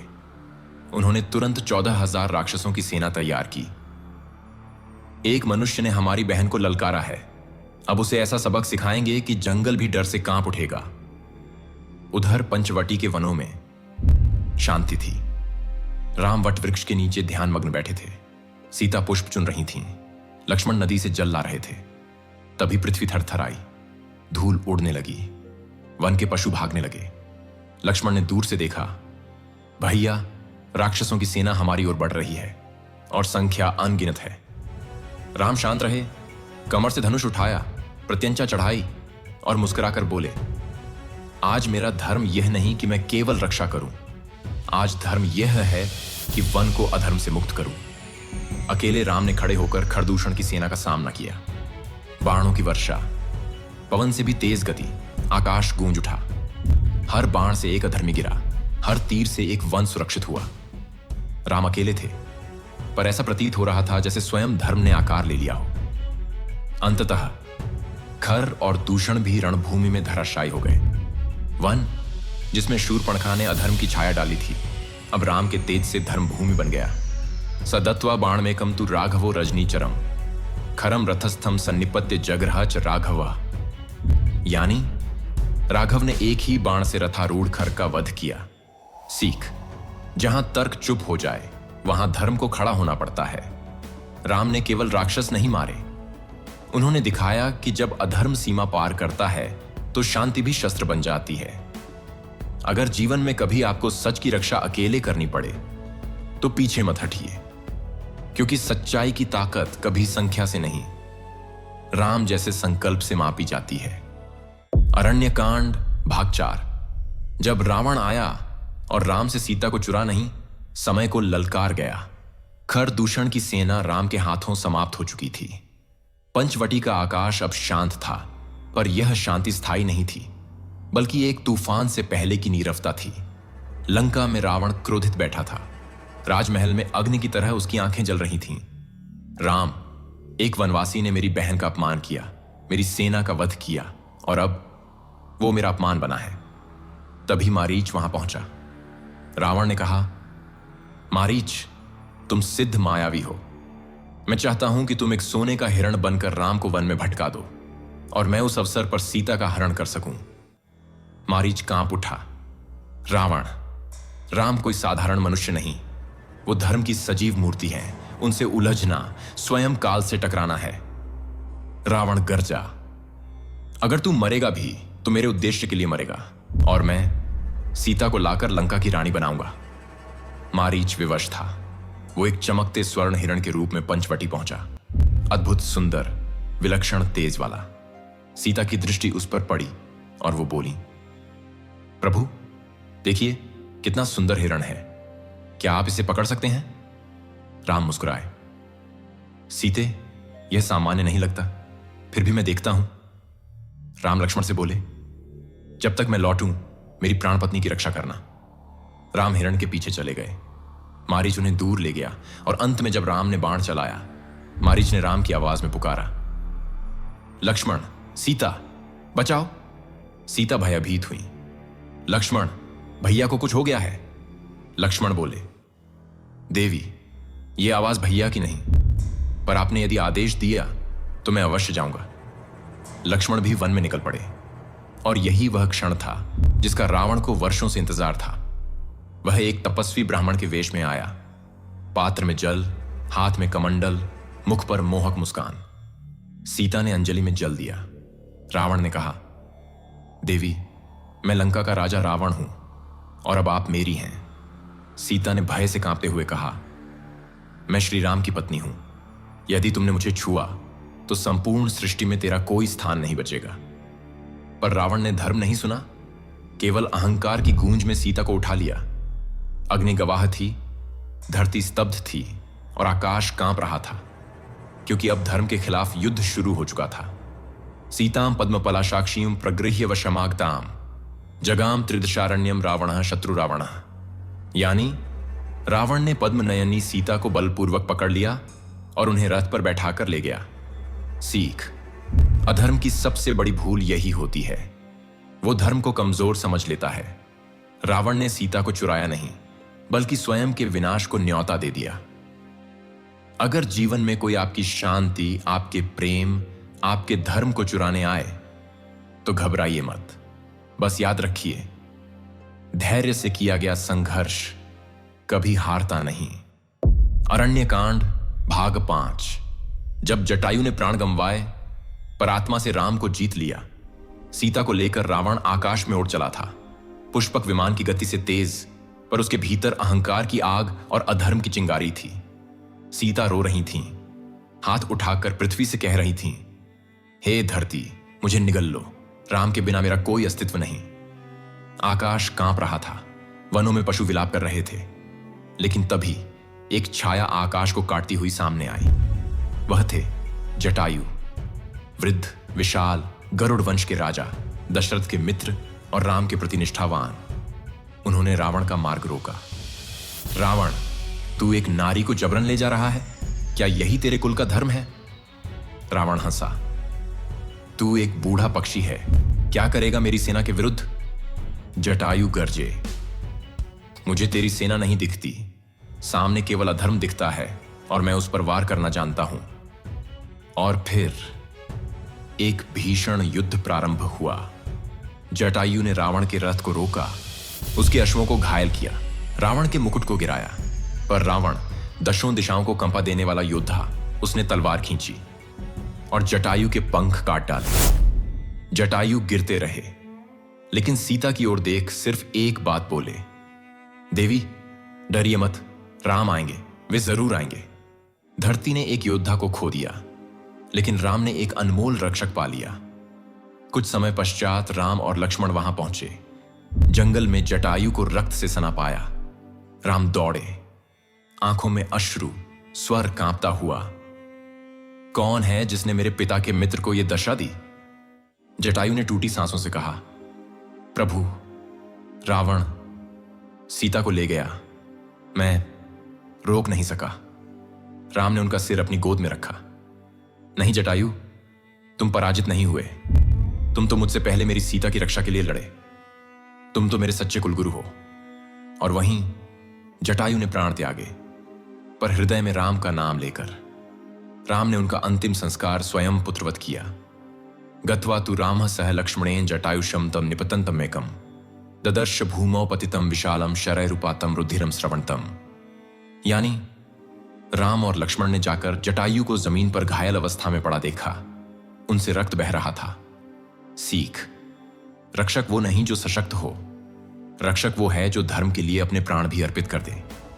जटायु ने हमें सिखाया कि एक वृद्ध शरीर भी धर्म की सबसे बड़ी ढाल बन सकता है। अगर आप कभी किसी को बचा नहीं पाए, पर आपने पूरी निष्ठा से प्रयास किया, तो जान लीजिए आप ईश्वर की दृष्टि में पराजित नहीं, सबसे बड़े विजेता हैं। अरण्यकांड भाग 6। जब राम ने रोकर नहीं, खोजकर अपना प्रेम साबित किया, जटायु अब नहीं रहे थे। उनके तपस्वी पंख पंचतत्व में विलीन हो चुके थे। पर राम की आंखों में विरह की आग अब और गहरी हो चली थी। वन अब वन नहीं रह गया था। हर पेड़, हर शाखा, हर झाड़ी से राम बस एक ही प्रश्न पूछ रहे थे, सीते कहां हो? लक्ष्मण चुप थे। वो हर क्षण राम को देख रहे थे, जो आज पहली बार राजा नहीं, एक टूटे हुए पति की तरह प्रतीत हो रहे थे। राम की वाणी में अब पुकार थी, और उस पुकार में करुणा नहीं बल्कि दृढ़ता का स्वर था। वे वृक्षों से पूछते, क्या तुमने सीता को जाते देखा है? नदी से कहते, क्या तेरी धार में उसकी बांगें गिरी हैं? पक्षियों से कहते, क्या उसकी चूड़ियों की खनक तुम्हारी उड़ान में बसी है? एक दिन राम ने लक्ष्मण से कहा, अनुज, वन की हर दिशा छान डालो, क्योंकि प्रेम केवल भाव नहीं है। प्रेम वह युद्ध है जो वियोग के विरुद्ध लड़ा जाता है। दोनों भाई दिशाओं की तरह अलग हुए और दिन रात चलकर हर ऋषि आश्रम, हर गुफा, हर जल प्रवाह को खंगाल डाला। राम की वाणी में अब वेदना की मूकता थी। कभी वह एक फूल को देखते तो सोचते, क्या ये उसी ने गिराया होगा? कभी हवा चलती तो लगता, क्या उसकी साड़ी की गंध इसमें अब भी बसी है? पत्थरीले रास्तों पर चलकर राम का एक एक कदम सिर्फ सीता की स्मृति में उठ रहा था। राम ने शोक नहीं चुना, उन्होंने खोज चुनी, क्योंकि सच्चा प्रेम रोता नहीं, वो ढूंढता है। और जब वो ढूंढता है तो ईश्वर भी रास्ते पर आ खड़ा होता है। राम सीता की खोज में दुख और शोक से पीड़ित होकर लक्ष्मण के साथ समस्त वन में भटकने लगे और शुष्क स्वर में विलाप करने लगे। सीख, सच्चा प्रेम आंसू बहाकर नहीं जीतता, वो कांटों पर चलकर, हवाओं से पूछकर, अदृश्य को खोजकर खुद को साबित करता है। अगर आज आप किसी रिश्ते में दूरी महसूस कर रहे हैं तो बैठकर रोइए मत, उठिए, खोजिए, क्योंकि जो प्रेम सच्चा होता है वो खोया नहीं जाता, बस थोड़ा भटका हुआ होता है। अरण्यकांड भाग 7। जब शबरी ने प्रेम से पथ बिछाया और राम ने उसे भगवान बना दिया। सीता की खोज में दिन गुजरते जा रहे थे। पत्थरीले रास्ते, कांटे, धूप, वर्षा, कुछ भी राम और लक्ष्मण को रोक न सके। और तब वन की एक छोटी सी कुटिया में बैठी थी एक वृद्धा, शबरी। उसके बाल सफेद, वस्त्र साधारण, पर मन इतना निर्मल जैसे पूरी सृष्टि उसके भीतर बसती हो। वो हर सुबह उठती, जंगल में जाती, फलों को चुनती, पर सबसे मीठा हिस्सा अलग रखती, क्योंकि उसे अपने स्वामी का इंतजार था। शबरी के गुरु मातंग ऋषि प्राण छोड़ते समय कह गए थे, बेटी, तू अब किसी तप की जरूरत नहीं, बस प्रतीक्षा कर, क्योंकि स्वयं भगवान राम तुझे दर्शन देने आएंगे। और शबरी ने तब से बस एक ही काम किया, प्रेम पूर्वक प्रतीक्षा। उस दिन जब राम और लक्ष्मण वहां पहुंचे, शबरी ने दूर से उन्हें आते देखा और उसकी आंखें छलक पड़ी। वो दौड़ी नहीं, वो बस हाथ जोड़ दे खड़ी रही, क्योंकि जिनके लिए जीवन का हर क्षण तप बन चुका हो, वो मिलने पर शोर नहीं करते, श्रद्धा से सिर झुका देते हैं। राम ने कहा, माता जी, क्या आप जानती हैं सीता कहां है? शबरी ने कहा, प्रभु, मैं वन की कोई सूचना नहीं दे सकती, पर मैं आपको प्रेम दे सकती हूं, क्योंकि वर्षों से मैंने बस आपके चरणों की आहट सुनी है। उसने बेर निकाले, एक एक कर खुद चक्कर देखे, जो मीठे थे वही राम को दिए। लक्ष्मण को आश्चर्य हुआ, माता जी पहले खुद क्यों खा रही हैं? राम मुस्कुराए, लक्ष्मण, प्रेम में शुद्धता का कोई ग्रंथ नहीं होता, वहां तो हर स्वाद समर्पण बन जाता है। राम ने उन झूठे बेरों को दिव्य मानकर खाया, क्योंकि वहां स्वाद नहीं था, वहां श्रद्धा थी। शबरी ने फिर संकेत दिया, प्रभु, ऋष्यमूक पर्वत पर सुग्रीव नामक वानर रहता है, जो आपकी सहायता कर सकता है। हनुमान नाम का उसका दूत है, जिससे मिलकर आप अपने कार्य की दिशा पाएंगे। राम ने शबरी का चरण स्पर्श किया। शबरी कांप उठी, हे नाथ, आज आपने मुझे मुक्त कर दिया, अब मेरा जन्म सफल हो गया। शबर्याः पादुके रामः प्रणम्य बहुमानयन् फलान्यदाय मधुराणी प्रीति संयुत मानसः। यानी राम ने शबरी के चरणों में प्रणाम किया, उन्हें सम्मान दिया और प्रेम पूर्वक उनके दिए हुए मीठे फल ग्रहण किए। सीख, भक्ति किसी उम्र, वंश या योग्यता की मोहताज नहीं होती। भक्ति बस प्रतीक्षा से सिद्ध होती है, शबरी ने कुछ नहीं मांगा, बस इंतजार किया और प्रभु स्वयं चलकर उसके द्वार आए। अगर आज आपका रास्ता लंबा लग रहा है तो घबराइए मत, क्योंकि कभी कभी ईश्वर आने में देर नहीं करते। वो बस देखना चाहते हैं कि आप ठहरे रह सकते हैं या नहीं। किष्किंधा कांड भाग 1। जब हनुमान मिले और वानर नहीं, समर्पण का स्वरूप सामने आया, शबरी की वाणी जैसे दिशाओं में पुल बन गई थी। राम और लक्ष्मण ऋषिमुख पर्वत की ओर बढ़े, जहां बाली के भय से छिपा था एक वानर राज सुग्रीव, और उसके साथ था एक अप्रतिम सेवक हनुमान। हनुमान को जब पता चला कि 2 तपस्वी वनवासी आ रहे हैं जिनकी चाल में तेज है पर मुख पर शांति, तो उनका मन रोमांच से भर उठा। वो ब्राह्मण वेश में उनके पास पहुंचे, सरल वाणी, तेजस्वी दृष्टि और पहला ही वाक्य जो बोले, आप कौन हैं प्रभु? आपकी भुजाओं में तो शस्त्र हैं, पर नेत्रों में तो करुणा बहती है।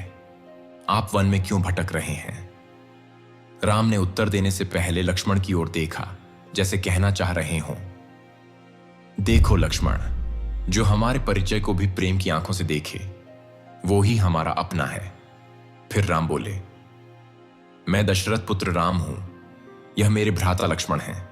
हम वनवासी हैं, धर्म की खोज में, और अपनी पत्नी सीता की रक्षा के लिए पथिक हैं। हनुमान की आंखों से आंसू छलक पड़े।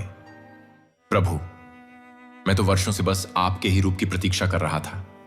मुझ में सामर्थ्य नहीं, पर जो भी शक्ति है अब वह आपकी सेवा में अर्पित है। राम ने मुस्कुराकर हाथ बढ़ाया और हनुमान का स्पर्श किया। उस क्षण एक वानर सेवक नहीं बना, बल्कि भक्ति ने देह धारण की और समर्पण जीवन का लक्ष्य बन गया। हनुमान उन्हें लेकर सुग्रीव के पास गए और कहा, हे वानर राज, आपने जिनका समर्थन चाहा था वो स्वयं धर्मरूप बनकर आपसे मित्रता का हाथ बढ़ाने आए हैं। राम और सुग्रीव ने अग्निसाक्षी में मित्रता की और उसी दिन राम ने वचन दिया, सुग्रीव, मैं तुम्हें बाली से मुक्त करूंगा, लेकिन उसके पहले तुम भी मेरी सीता को खोजने में सहायक बनो। और हनुमान अब केवल दूत नहीं, राम कथा का स्थायी पात्र बन चुके थे। रामम दृष्ट्वा महात्मानम हृष्टो हनुमतः प्रभु प्रहृष्टवदनः प्रीतो लक्षणम परिपृच्छत। यानी महात्मा राम को देखकर हनुमान अत्यंत प्रसन्न हुए और प्रेम पूर्वक परिचय जानना चाहा। सीख, जब कोई आपके दुख में आपसे बड़ा हो जाए तो समझिए आपने जीवन का सबसे सच्चा मित्र पा लिया। हनुमान ने शक्ति से नहीं, समर्पण से राम का हृदय जीत लिया। अगर आज आप किसी के सहारे की प्रतीक्षा कर रहे हैं तो पहले स्वयं हनुमान बनिए, क्योंकि जो बिना मांगे साथ खड़ा हो वो साथ नहीं, आशीर्वाद होता है। किष्किंधा कांड भाग 2। जब राम ने बाली को मारा और दुनिया को न्याय का अर्थ सिखाया, सुग्रीव और राम की मित्रता अब केवल शब्दों की नहीं, बल्कि धर्म के संकल्प की पराकाष्ठा थी। राम ने वचन दिया था, सुग्रीव, तुम मेरी सीता को खोजने में सहायता करो और मैं तुम्हें उस अन्याय से मुक्त कराऊंगा जो बाली ने तुम पर किया है। सुग्रीव ने कांपते स्वर में कहा था, राम, बाली केवल मेरा बड़ा भाई नहीं, वो मेरी संतान को मुझसे छीन चुका है, मेरी पत्नी को बलपूर्वक अपनी रानी बना चुका है और मुझे वनों में शरणार्थी बना दिया है। राम की आंखों में अब केवल करुणा नहीं, धर्म की ज्वाला थी। बाली, जिसका नाम ही युद्ध में विजय का पर्याय था, जो हजारों राक्षसों को एक हाथ से हरा चुका था, आज वही धर्म की कसौटी पर खड़ा होने वाला था। रणभूमि तय हुई। सुग्रीव ने बाली को ललकारा। पहले बाली हंसा, हाँ, तू फिर आया है हारने? सुग्रीव बोला, नहीं भाई, इस बार मेरे पीछे साक्षात धर्म खड़ा है। दोनों भाई आमने सामने हुए। बाली की गतिवज्र के समान सुग्रीव की सांसें डगमगाईं। वो पीछे हटा। राम दूर एक वृक्ष के पीछे खड़े थे, धनुष पर प्रत्यंचा चढ़ा चुके थे, पर अभी बाण नहीं छोड़ा। सुग्रीव ने लौटकर कहा, प्रभु, आपने बाण क्यों नहीं चलाया? राम बोले, आज तुम डर गए थे, और धर्म तब तक न्याय नहीं करता जब तक युद्धपूर्ण निष्ठा से न लड़ा जाए। अब पुनः जाओ, इस बार सीने में विश्वास लेकर। सुग्रीव ने फिर से युद्ध किया, और जब बाली ने दोबारा अन्यायपूर्वक उसे दबाया, तभी राम ने बाण चलाया। वृक्षों के पार से एक बाण वायु की गति से निकला और बाली के वक्ष में धंस गया। बाली धरती पर गिरा। शरीर विशाल, पर आंखों में पहली बार प्रश्न था, राम, तुमने मुझे छिपकर क्यों मारा? राम आगे आए, नेत्रों में स्थिरता, वाणी में शांति।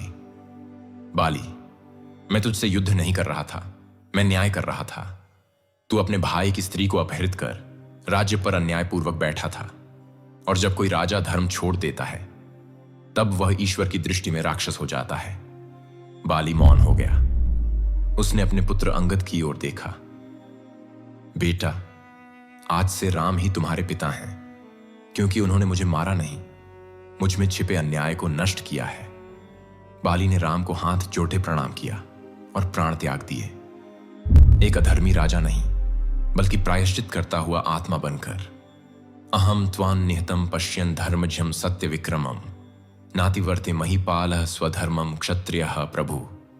यानी, हे धर्मज्ञ राम, मैंने आपको सत्य पराक्रमी और धर्म के पालन करने वाला पाया।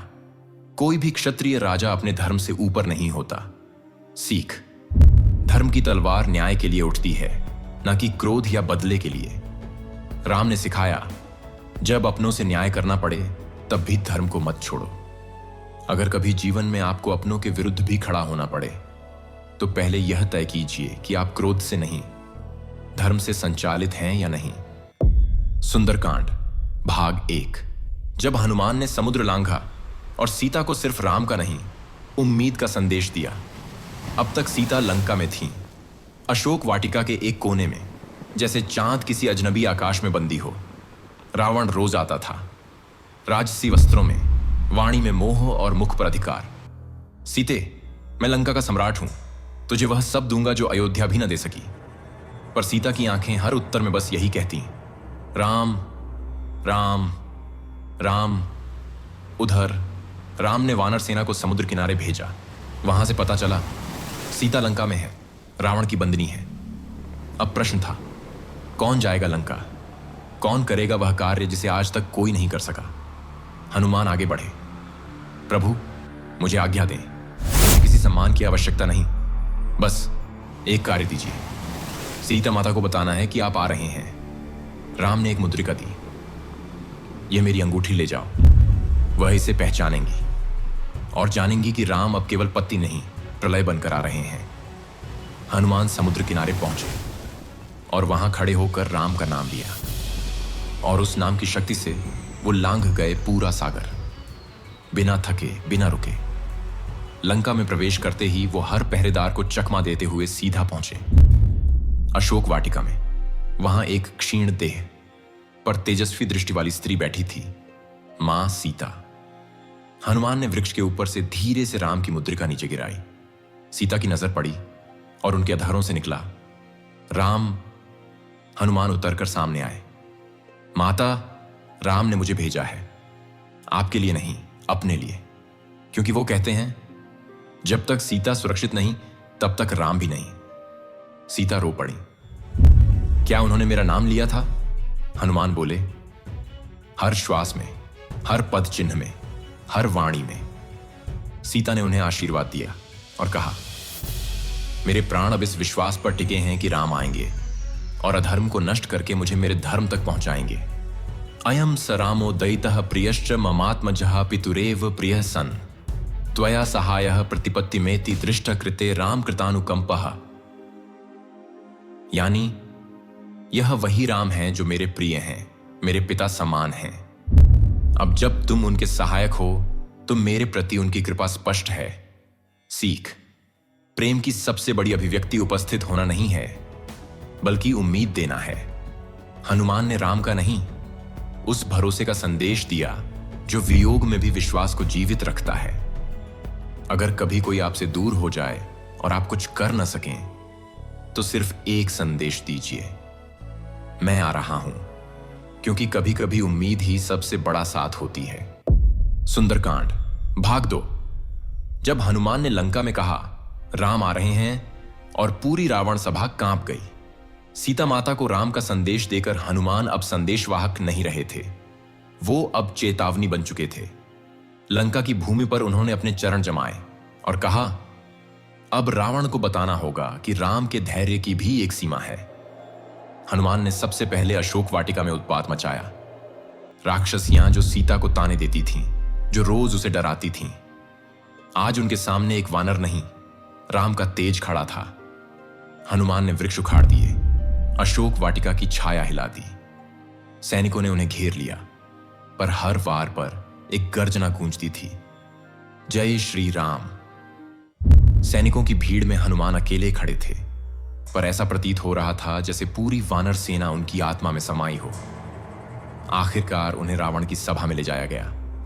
सोने के सिंहासन पर रावण बैठा था, माथे पर 10 शीशों का भार, वाणी में अहंकार और आंखों में आग। उसने पूछा, कौन हो तुम? हनुमान बोले, राम का दूत हूं, वो राम जिनकी पत्नी को तुमने छल से हर लिया है। मैं आया हूं ये कहने कि या तो सीता को लौटा दो या युद्ध के लिए तैयार हो जाओ। सभा सन्न, रावण हंसा। एक वानर मुझे चेतावनी दे रहा है? हनुमान बोले, तुम्हें एक स्त्री ने भी नहीं डराया, पर एक वानर डरा देगा, क्योंकि उसके पीछे सत्य है। रावण ने क्रोध में आदेश दिया, इस वानर की पूंछ में आग लगाओ। राक्षसों ने हनुमान की पूंछ में कपड़े बांधे, तेल डाला और आग लगा दी। लेकिन हनुमान उस आग को अपनी घोषणा बना बैठे। वे जलती हुई पूंछ के साथ लंका की गलियों में दौड़े। महल, राजपट, रथशाला, जहां भी अन्याय था, हनुमान ने आग पहुंचा दी। लंका जल उठी, अंधेरे से नहीं, एक चेतावनी की रोशनी से। हनुमान ने लौटते समय अशोक वाटिका की ओर देखा और कहा, माता, अब राम आएंगे और लंका की अग्नि इस युद्ध का दीपक बनेगी। लंका समग्राम अनुशिष्य वानरः प्रदीप्ततय लैर्धृतवज्ज्वलन शिखी विचिन्त्य बुद्ध्या च विनिहसृतोथ मुनिव्रतम चाप्यनुपालयत सदा। यानी हनुमान लंका के हर कोने में अग्नि फैलाकर अंत में वहां से निकले और मन में संयम रखते हुए मुनिव्रत का पालन करते रहे। सीख, कभी कभी चुप रहना धर्म होता है, लेकिन जब अन्याय बढ़ जाए तो राम के नाम पर गर्जना भी जरूरी हो जाता है। हनुमान ने सिखाया कि धैर्य के पीछे शक्ति हो तो वो क्रोध नहीं, चेतावनी बन जाता है। अगर कोई आपके प्रेम को चोट पहुंचाए, आपके विश्वास को कैद करे, तो पहले कोशिश करें, फिर चेतावनी दें, और अगर तब भी अन्याय न रुके तो अपने भीतर के हनुमान को जगाइए। सुंदरकांड भाग 3। जब हनुमान लौटे और राम ने पहली बार युद्ध को अपने भीतर महसूस किया, सागर जिसे हनुमान ने उड़ान में पार किया था, अब फिर वही सागर, पर इस बार उनकी गति और हृदय दोनों कुछ और लेकर लौट रहे थे। वे अकेले नहीं लौटे थे, उनकी आंखों में सीता की छाया थी और हृदय में राम की अधीरता। वानरों की सेना ने उन्हें देखा। अंगद ने पूछा, हनुमान, क्या आप? और हनुमान ने सिर झुकाकर कहा, मैं सीता माता से मिलकर आ रहा हूं। हर वानर हर्ष में झूम उठा, जैसे वर्षा की पहली बूंदें सूखी धरती को मिल गई हों। हनुमान सीधे राम के पास पहुंचे। वो राम जो बाहरी रूप से शांत थे, पर भीतर से प्रेम, धैर्य और पीड़ा की आंधी में डूबे थे। हनुमान ने राम को देखा और बिना कुछ कहे मुद्रिका बढ़ा दी। राम ने जैसे ही अंगूठी देखी, उनकी सांस रुक सी गई, आंखों से अश्रु छलक पड़े। हनुमान, क्या मेरी सीता ने अब भी मुझे याद किया? हनुमान बोले, प्रभु, उन्होंने एक पल को भी आपको नहीं भुलाया। रावण रोज आता है, वो उसे नहीं देखती, वो तो केवल आकाश देखती हैं जहां आप हैं। उन्होंने कहा, हनुमान, राम से कहना कि सीता अब भी राम की है, पर यह पृथ्वी अब अधर्म की नहीं रही। राम की आंखें नम थीं, पर उस नमी में अब कोई कमजोरी नहीं, बल्कि एक युद्ध की घोषणा थी। राम ने हनुमान को गले लगाया, तुमने मुझे मेरी सांसें लौटा दी। अब लंका केवल एक नगरी नहीं, अब वो रणभूमि है जहां एक पति नहीं, धर्म युद्ध करेगा। विभीषण जो रावण का भाई था, अब राम की शरण में आ चुका था, क्योंकि अब रावण के भीतर धर्म का कोई अंश बाकी नहीं था। और राम ने कहा, अब से प्रत्येक दिन धैर्य की तैयारी होगी और युद्ध उसी दिन आरंभ होगा जिस दिन समुद्र रास्ता देगा। संदेशम च अस्मा देवी दत्तवत्यन पायणम। प्रणम्य शिरसा रामम लक्ष्मणम चाभिवाद्य च। यानी सीता माता ने मुझसे अपार श्रद्धा से राम और लक्ष्मण को प्रणाम और अभिवादन कहने को कहा है। सीख, प्रेम जब तप बन जाए तो आंसू भी आशीर्वाद बन जाते हैं। राम ने हनुमान से कुछ नहीं मांगा, पर जब प्रेम की निशानी लौटी तो युद्ध का संकल्प स्वयं खड़ा हो गया। अगर आपके जीवन में कोई वियोग, कोई पीड़ा या कोई बिछोह है तो विश्वास रखिए, एक दिन कोई हनुमान आप तक संदेश लेकर आएगा कि अब इंतजार नहीं, अब मिलन की घड़ी निकट है। लंका कांड भाग 1। जब राम ने समुद्र से विनती की और धैर्य के भीतर पहली बार ज्वाला उठी, सुंदरकांड की अंतिम लहर थमी नहीं थी और युद्धकांड की पहली लहर राम के हृदय में उठ चुकी थी। हनुमान सीता माता का संदेश लेकर लौटे थे। प्रेम का प्रमाण, वियोग का ताप और अब धर्म के युद्ध की पुकार। राम की आंखों में अब अश्रु नहीं बल्कि प्रतिज्ञा की अग्नि थी। उन्होंने वानर सेना की ओर देखा और कहा, अब प्रतीक्षा नहीं, अब प्रस्थान है। वानर गर्जना करते हुए चले। सुग्रीव, अंगद, जांबवान, हनुमान, हर वीर की आंखों में एक ही लक्ष्य था, लंका। चलते चलते वे समुद्र तट पर पहुंचे, पर अब सामने था वो सागर जो शांत तो था पर अचल भी था। राम ने समुद्र की ओर देखा, मानव रूप में हाथ जोड़े होकर 3 दिन और 3 रातें उपवास किया। वो ईश्वर नहीं बनकर खड़े थे, एक विनम्र मनुष्य की तरह।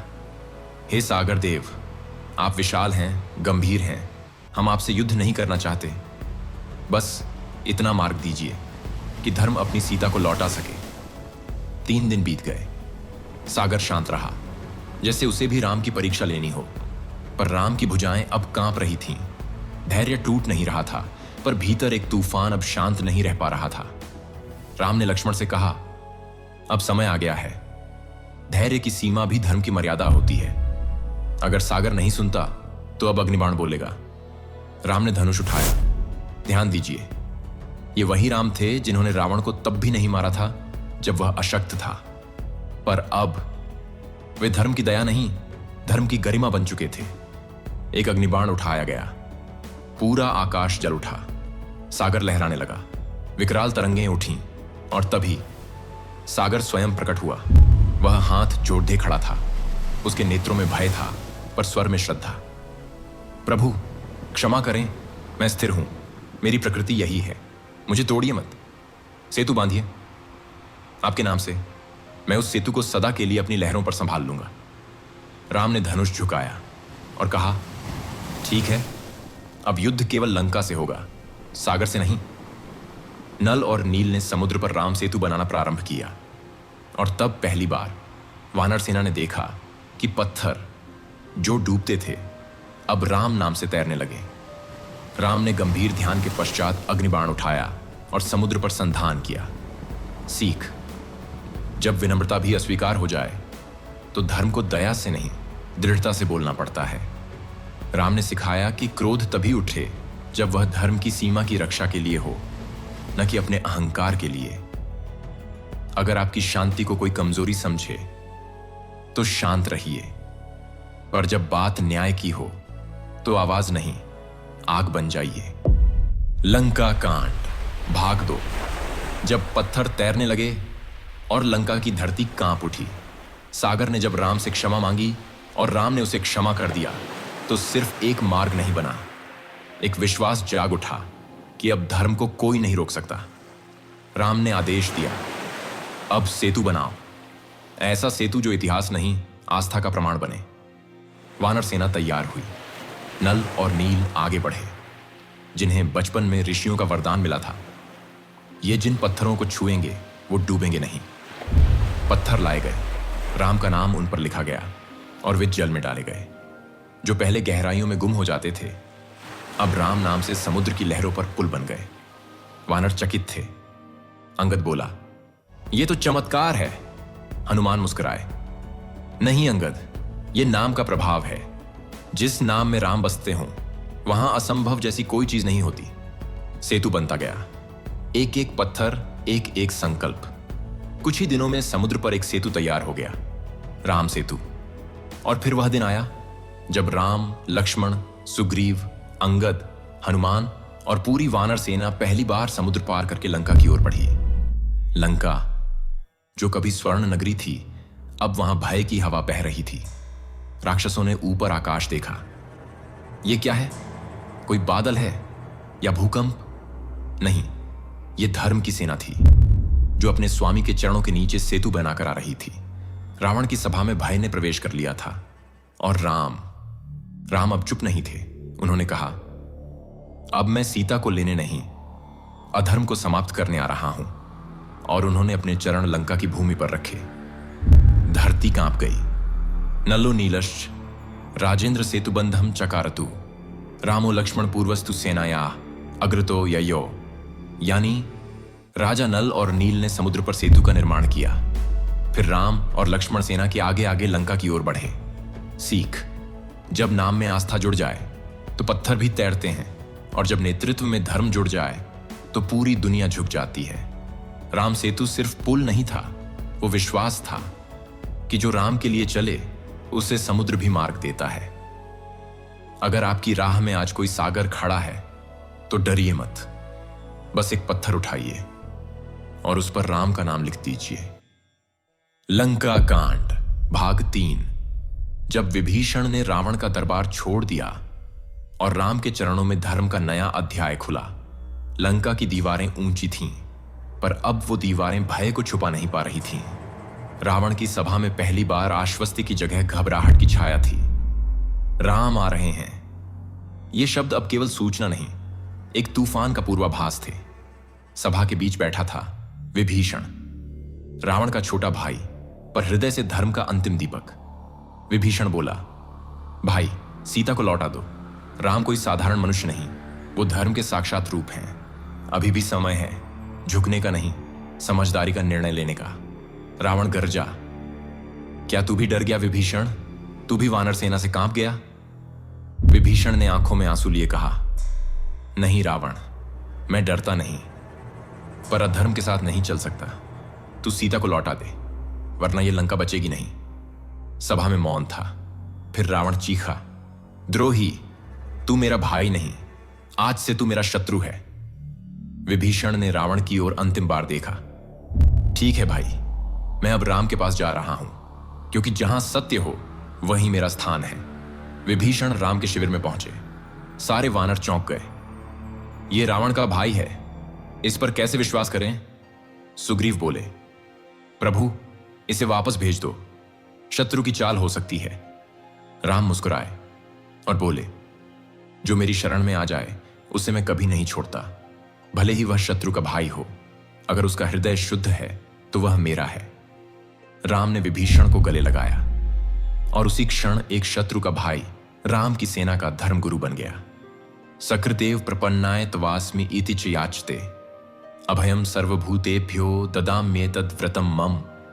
यानी जो एक बार भी कहे कि मैं आपकी शरण में हूं, उसे मैं सभी जीवों से अभय देता हूं। यही मेरा व्रत है।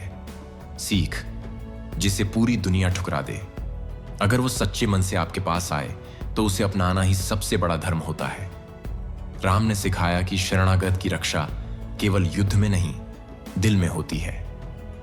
अगर जीवन में कोई आपको छोड़ जाए या सब उसके विरुद्ध हो जाए, तो उसे उसके अतीत से मत तौलिए, उसकी नीयत देखिए। कभी कभी सबसे बड़ा मित्र शत्रु के घर से निकलता है। लंका कांड भाग 4।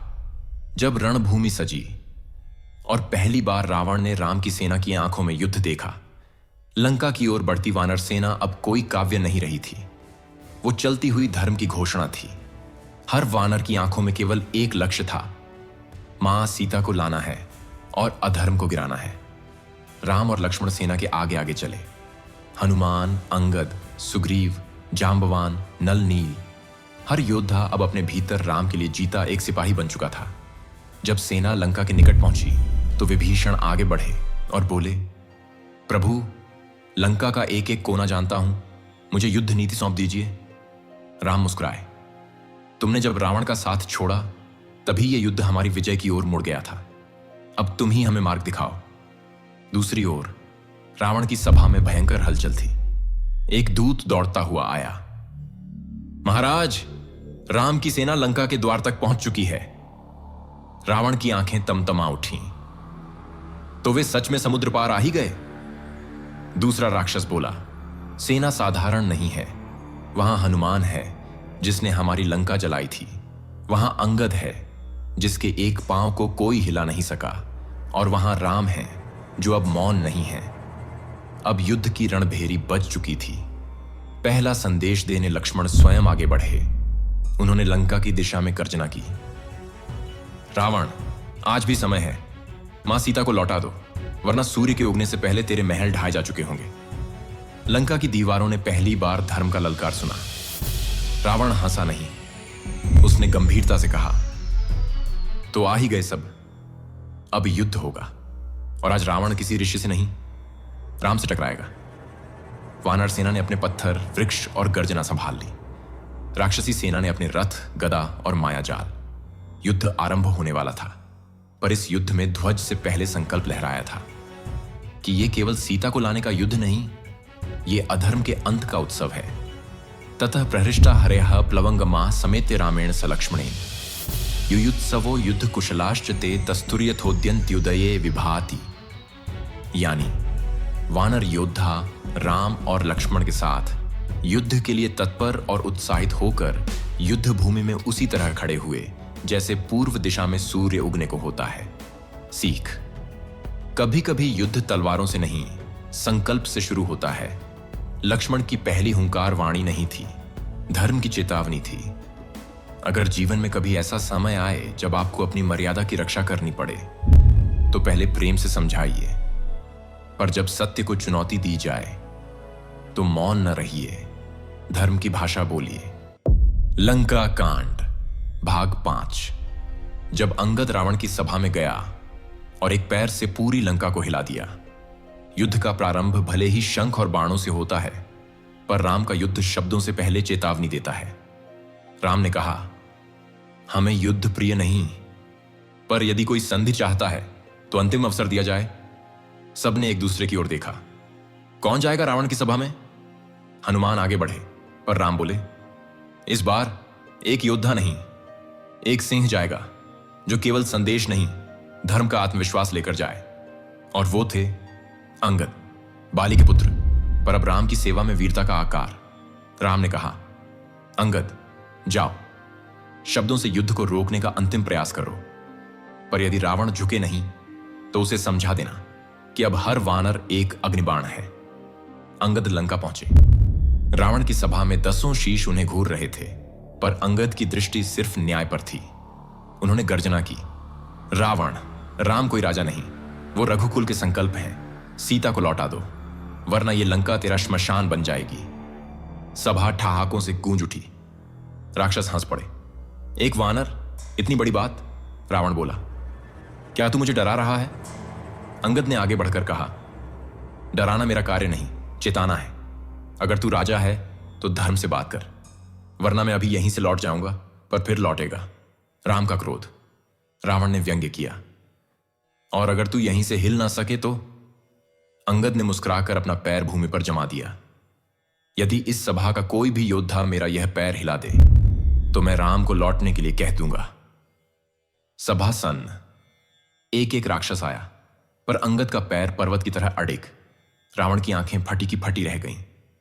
अंगद बोले, अब सोच ले, यह तो बस मेरा एक पैर था, पर जब राम की सेना पूरी ताकत से आएगी तो तेरी लंका की नींव भी ऐसे ही कांप उठेगी।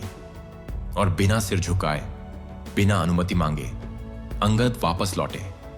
रावण की सभा में पहली बार मौन का आतंक था। अंगद रावण के निवास में प्रविष्ट हुए और वीरता पूर्वक दूत का कार्य पूर्ण करके लौटे। सीख, कभी कभी एक पैर पूरे अन्याय को झुका सकता है, अगर वह धर्म की भूमि पर जमा हो। अंगद का पैर नहीं डिगा, क्योंकि उसके नीचे राम के विश्वास की जड़ें थीं। अगर आज दुनिया आपको कमजोर कहे तो खड़े हो जाइए, एक ऐसा संकल्प लेकर जो हिलाया ना जा सके। लंका कांड भाग 6। जब युद्ध शुरू हुआ और लक्ष्मण पहली बार धरती पर गिर पड़े, अंगद लौटे। राम ने देखा, उनकी आंखों में न क्रोध था न भय, बस एक वाक्य था, अब समय आ गया है। राम ने धनुष उठाया और फिर नहीं रुके। लंका के द्वार पर युद्ध की पहली लहर उठ चुकी थी। वानर सेना गर्जना करती हुई आगे बढ़ी। गदा, वृक्ष, पत्थर, नाखून, हर हथियार में राम का नाम बस चुका था। और राक्षस सेना रथों पर सवार, शस्त्रों से सज्जित, मंत्रों से आक्रांत, अब केवल अपनी लंका नहीं, अपने अभिमान की रक्षा कर रही थी। प्रथम टक्कर अंगद बनाम अतिकाय, जांबवान बनाम प्रहस्त, हनुमान बनाम धूम्राक्ष। धरती पर धूल नहीं, धर्म और अधर्म की टक्कर उड़ रही थी। और फिर आया वह क्षण जिसने पूरे युद्ध को शोक और संकल्प का रंग दे दिया। मेघनाद, रावण का पुत्र, मायावी, बलशाली और अभिमानी, उसने लक्ष्मण को लक्ष्य बनाया। एक साथ कई अस्त्र छोड़े, पर लक्ष्मण हर वार को धैर्य और धर्म से काटते गए। तभी मेघनाद ने शक्ति अस्त्र का प्रयोग किया, वो अस्त्र जो इंद्र से प्राप्त दिव्य शक्ति थी, और वह लक्ष्मण के वक्षस्थल पर आकर सीधे गिरा। शब्द नहीं हुआ, बस एक कंपन, और लक्ष्मण भूमि पर गिर पड़े। राम दौड़े, हनुमान दौड़े। राम ने लक्ष्मण को अपनी गोद में लिया। वो क्षण जब एक राजा नहीं, एक भाई रो पड़ा। लक्ष्मण, मेरे प्राण तो तुम थे, तुम्हारे बिना तो मुझे सीता भी नहीं चाहिए, राज्य भी नहीं। विभीषण ने कहा, प्रभु, अभी सब नहीं गया। अगर 4 प्रहर में संजीवनी बूटी लाई जाए तो लक्ष्मण को बचाया जा सकता है। राम ने हनुमान की ओर देखा। उनकी आंखों में प्रश्न नहीं था, आग्रह था। हनुमान ने कहा, प्रभु, मैं अभी जाता हूं, और जब तक जीवन शेष है लक्ष्मण को कुछ नहीं होगा। हनुमान उड़ गए। गति में बाण की तीव्रता और हृदय में राम का आदेश। आकाश में उड़ता हनुमान अब केवल वानर नहीं था, एक भाई की अंतिम सांसों की रक्षा करने निकला संकल्प था। सशक्ति लक्ष्मणे प्रहवे संविधाय निशाचरः, जज्वाल पतितः भूमो मत्त द्वीप इव क्षतः। यानी मेघनाद ने शक्ति अस्त्र से लक्ष्मण को घायल किया, जिससे वे भूमि पर गिर पड़े जैसे कोई घायल हाथी। सीख, जब सबसे मजबूत भी गिर जाए तो रोइए नहीं, हनुमान बनिए। प्रेम और सेवा की उड़ान हर असंभव को संभव बना सकती है। और राम ने यह सिखाया कि जब एक भाई गिरता है तो दूसरा ताज नहीं संभालता, उसकी सांसें बचाने निकल पड़ता है। लंका कांड भाग 7। जब हनुमान पहाड़ उठा लाए और एक भाई की सांसें फिर से चल पड़ी। रात उतर आई थी, लेकिन उस रात में तारे नहीं थे। प्रभु राम की आंखों में आंसू थे। लक्ष्मण भूमि पर अचेत पड़े थे और हर वानर योद्धा मौन हो गया था। राम उनके पास बैठे थे। लक्ष्मण, उठो, तुमने तो जीवन भर मेरा साथ दिया, अब मुझे तुम्हारे बिना कुछ नहीं चाहिए। पर लक्ष्मण उत्तर नहीं दे रहे थे। वो लेटे थे जैसे कोई दीपक जिसकी लौ अब भी बुझी नहीं थी, पर कांप रही थी। हनुमान दौड़े जा रहे थे। गति नहीं, अब वो विश्वास बन चुके थे। द्रोणगिरी पर्वत पर पहुंचे, जहां संजीवनी बूटी थी, पर एक समस्या थी। बूटियां अनेक थीं और हनुमान को नहीं पता था कौन सी संजीवनी है। उन्होंने समय नहीं गंवाया। जब उद्देश्य बड़ा हो तो संशय नहीं, संकल्प उठाना पड़ता है। उन्होंने पूरा पर्वत ही उठा लिया। हाथों में पहाड़, हृदय में राम और आंखों में लक्ष्मण की सांसें। वो उड़ चले, सूरज से भी तेज, क्योंकि एक प्राण रक्षा करनी थी। राम के शिविर में सबकी दृष्टि आकाश पर थी। और तभी एक तेज प्रकाश के साथ हनुमान लौटे, जैसे कोई आशा आकाश से उतर आई हो। वैद्यराज सुषेण ने संजीवनी बूटी निकाली और लक्ष्मण की नासिका के पास रखी। एक क्षण, 2 क्षण, 3 क्षण, और फिर लक्ष्मण की उंगलियां कांपी। राम ने देखा, लक्ष्मण की आंखें खुली। वो क्षण जब एक भाई ने दूसरे की सांसों में प्रेम का जीवन डाल दिया। राम ने हनुमान को देखा, कुछ कह नहीं पाए, पर उनकी आंखें बोल रही थीं, तुम वानर नहीं, तुम मेरी आत्मा हो। हनुमान ने सिर झुकाया, प्रभु, आपके लिए तो मैं अग्नि में भी कूद जाता। संजीवनी च तद्वृक्षम समुद्रित्य महाबला, हनुमान प्लवक श्रेष्ठो राघवाय न्यवेदयत। यानी हनुमान ने संजीवनी सहित पूरा पर्वत उठाया और राम के पास पहुंचाया। सीख, प्रेम की पराकाष्ठा वही है जहां जीवन देना पड़े वहां भी संदेह ना हो। हनुमान ने हमें सिखाया कि जब संकल्प में श्रद्धा हो तो पहाड़ भी उठ जाते हैं और प्राण भी लौट आते हैं। अगर कोई आपका प्रिय संकट में हो तो संजीवनी मत खोजिए, स्वयं संजीवनी बन जाइए। लंका कांड भाग 8। जब कुंभकर्ण जगा और युद्ध से पहले ही उसकी आत्मा कांप उठी। लंका की हवाओं में अब घबराहट थी। जिस राम को रावण ने कभी हंसी में टाल दिया था, अब वही राम उसके महलों की दीवारों तक पहुंच चुके थे। मेघनाद हार चुका था, अनेक राक्षस धराशायी हो चुके थे और लक्ष्मण, जिसे रावण ने मृत मान लिया था, वो फिर से खड़ा था। अब रावण को बस एक ही नाम याद आया, कुंभकर्ण। लंका के महलों में एक अलग कक्ष था, घना अंधकार, भारी पत्थरों से बंद। वहां सो रहा था रावण का भाई कुंभकर्ण, जिसका आकार पर्वत के समान था, जिसकी सांसों से तूफान उठता था, पर जो शांत सो रहा था क्योंकि उसे वरदान मिला था। 6 महीने तक नींद, फिर एक दिन जागरण। रावण ने आदेश दिया, जगाओ उसे। हाथियों की गूंज, नगाड़ों की चोट, सैनिकों की गर्जना, सब लग गए उस दैत्य को जगाने। कुंभकर्ण उठा, भूख से नहीं, ध्वनि से नहीं, पर रावण के क्रोध से। क्यों जगाया गया मुझे? उसका स्वर कांपता हुआ पर्वत था। रावण ने कहा, राम लंका तक पहुंच चुका है। मेरे रथ, मेरे योद्धा सब हारते जा रहे हैं। अब तू ही है जो इस वानर सेना को माटी में मिला सकता है। कुंभकर्ण चुप रहा। उसने रावण को देखा और पूछा, क्या तुमने सीता को लौटाया? रावण बोला, नहीं। कुंभकर्ण सिर झुकाकर बोला, भाई तूने गलती की है। धर्म से टकराकर कोई नहीं जीता।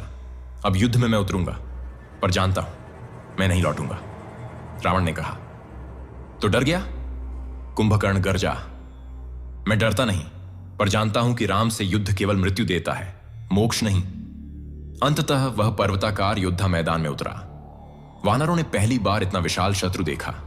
राम ने लक्ष्मण से कहा, आज रावण ने अपने सबसे बड़े अस्त्र को भेजा है, पर उसका हृदय हमसे पहले ही पराजित है। कुंभकर्ण आगे बढ़ा, कई वानरों को गिराया, रणभूमि कांप उठी। पर फिर राम का बाण उठा, 3 दिव्य बाण, और कुंभकर्ण का शरीर टूटता गया। वो गिरा, पर मुस्कुराकर। मरते समय उसके होंठों से बस एक वाक्य निकला, धन्य हैं वे जो राम के हाथों मरते हैं। राम बाण प्रपीड़ेन भिन्न गात्रः स राक्षसः निपात हतः भूमो पर्वतो गिरिराट ईव। यानी राम के बाणों से छिन्न भिन्न होकर कुंभकर्ण धरती पर ऐसे गिरा जैसे कोई पर्वत टूट कर गिरता हो। सीख, शक्ति का सबसे बड़ा मूल्य तब होता है जब वह धर्म के सामने झुक जाए। कुंभकर्ण ने सीता हरण का समर्थन नहीं किया, पर फिर भी युद्ध में उतरा और समझ गया कि राम से नहीं, रामत्व से हार रहा है। कभी कभी हम भी किसी के आदेश में गलत राह पकड़ लेते हैं, लेकिन अंत में अगर सत्य को पहचान लें तो मृत्यु भी मुक्ति का द्वार बन जाती है। लंका कांड भाग 9। जब लक्ष्मण ने मेघनाद को हराया और रावण का गर्व अंतिम बार टूटा, लंका की हवाओं में राख की गंध थी। कुंभकर्ण गिर चुका था और उसके साथ रावण का पहला भरोसा भी टूट चुका था। अब रावण की आंखों में एक ही नाम बचा था, मेघनाद। रावण ने उसे पुकारा, मेरे पुत्र, अब तू ही है जो लंका की लाज बचा सकता है। मेघनाद खड़ा हुआ। उसके नेत्रों में अग्नि थी, वाणी में विष और हाथों में दिव्यास्त्रों की ज्वाला। उसने कहा, मैं रावण पुत्र हूं। मैंने इंद्र को पराजित किया है, राम और लक्ष्मण को भी झुकाकर दिखाऊंगा। पर आज युद्ध भूमि में उसके सामने कोई इंद्र नहीं था, बल्कि लक्ष्मण थे, जो अब प्रेम नहीं, धर्म की रक्षा बन चुके थे। मेघनाद ने आकाश में उड़ते हुए माया रची, अदृश्य हो गया। फिर एक साथ 10 दिशाओं से अस्त्र चलाए। लक्ष्मण शांत खड़े रहे। उन्होंने आंखें बंद की और बस राम का स्मरण किया, और फिर हर अस्त्र जैसे स्वयं थम गया। लक्ष्मण बोले, मेघनाद, अब तुम्हारी माया नहीं, सत्य से युद्ध होगा। अब युद्ध आकाश और धरती के बीच हो रहा था। बाणों की वर्षा, शब्दों की आग, रणभूमि का हर क्षण मानवता और अहंकार के बीच का युद्ध बन चुका था। अंत में जब मेघनाद ने ब्रह्मास्त्र उठाया, तब लक्ष्मण ने इंद्रास्त्र चलाया। दोनों अस्त्र टकराए, आकाश फट गया, भूमि कांप गई और समय रुक सा गया। जब धूल हटी, मेघनाद धरती पर गिर चुका था। उसकी आंखें खुली थीं, पर उसमें आश्चर्य था। उसने कहा, लक्ष्मण, तुम राम के केवल भाई नहीं, तुम राम का ही रूप हो। तुमसे हार कर भी मैं खुद को सम्मानित समझता हूं। और फिर उसकी आंखें बंद हो गईं। लक्ष्मण वापस लौटे। शरीर पर घाव थे, पर आत्मा में राम का आदेश पूरा करने की संतुष्टि। राम ने उन्हें गले लगाया। तुमने केवल युद्ध नहीं जीता, तुमने अधर्म की सबसे गहरी माया को हराया है। लक्ष्मणेन हतो युद्धे मेघनादो महाबला, स तु परम विक्रांतः पतितो रुधिरोक्षितः। यानी लक्ष्मण द्वारा युद्ध में पराक्रमी मेघनाद मारा गया और रक्त रंजित होकर धराशायी हुआ। सीख, शौर्य केवल तलवार में नहीं होता, बल्कि संयम और सत्य के साथ चलने में होता है। लक्ष्मण ने मेघनाद को हराया, पर अपमान नहीं किया, क्योंकि सच्चा योद्धा कभी गर्व नहीं करता, वो धर्म निभाता है।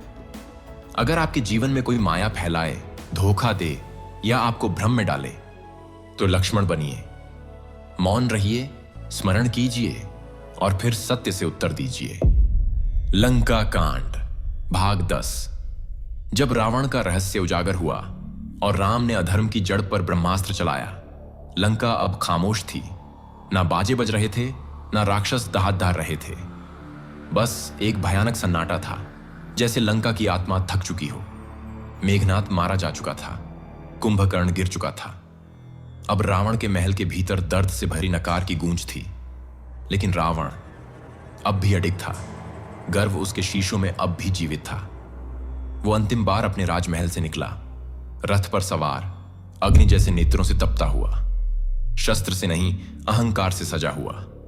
और रणभूमि में अब सामने थे भगवान राम। दोनों सेनाएं पीछे हट चुकी थीं, क्योंकि अब युद्ध केवल दो योद्धाओं का नहीं, दो युगों का था। रावण गरजा, राम, तू क्या समझता है? मेरे पुत्र को मारकर तूने मुझे तोड़ दिया। मैं अमर हूं, मुझसे देवता कांपते हैं। अब मैं तुझे मिटा दूंगा। राम शांत खड़े थे। वाणी में न क्रोध था न भय। उन्होंने बस इतना कहा, रावण, आज तेरे 10 शीश नहीं कटेंगे, तेरा अभिमान कटेगा। युद्ध शुरू हुआ। रावण एक बार फिर मायाओं से भर उठा। उसके 10 सिर अलग अलग दिशा में बाण छोड़ने लगे। हर बार जब राम एक सिर काटते, वो फिर से उग आता।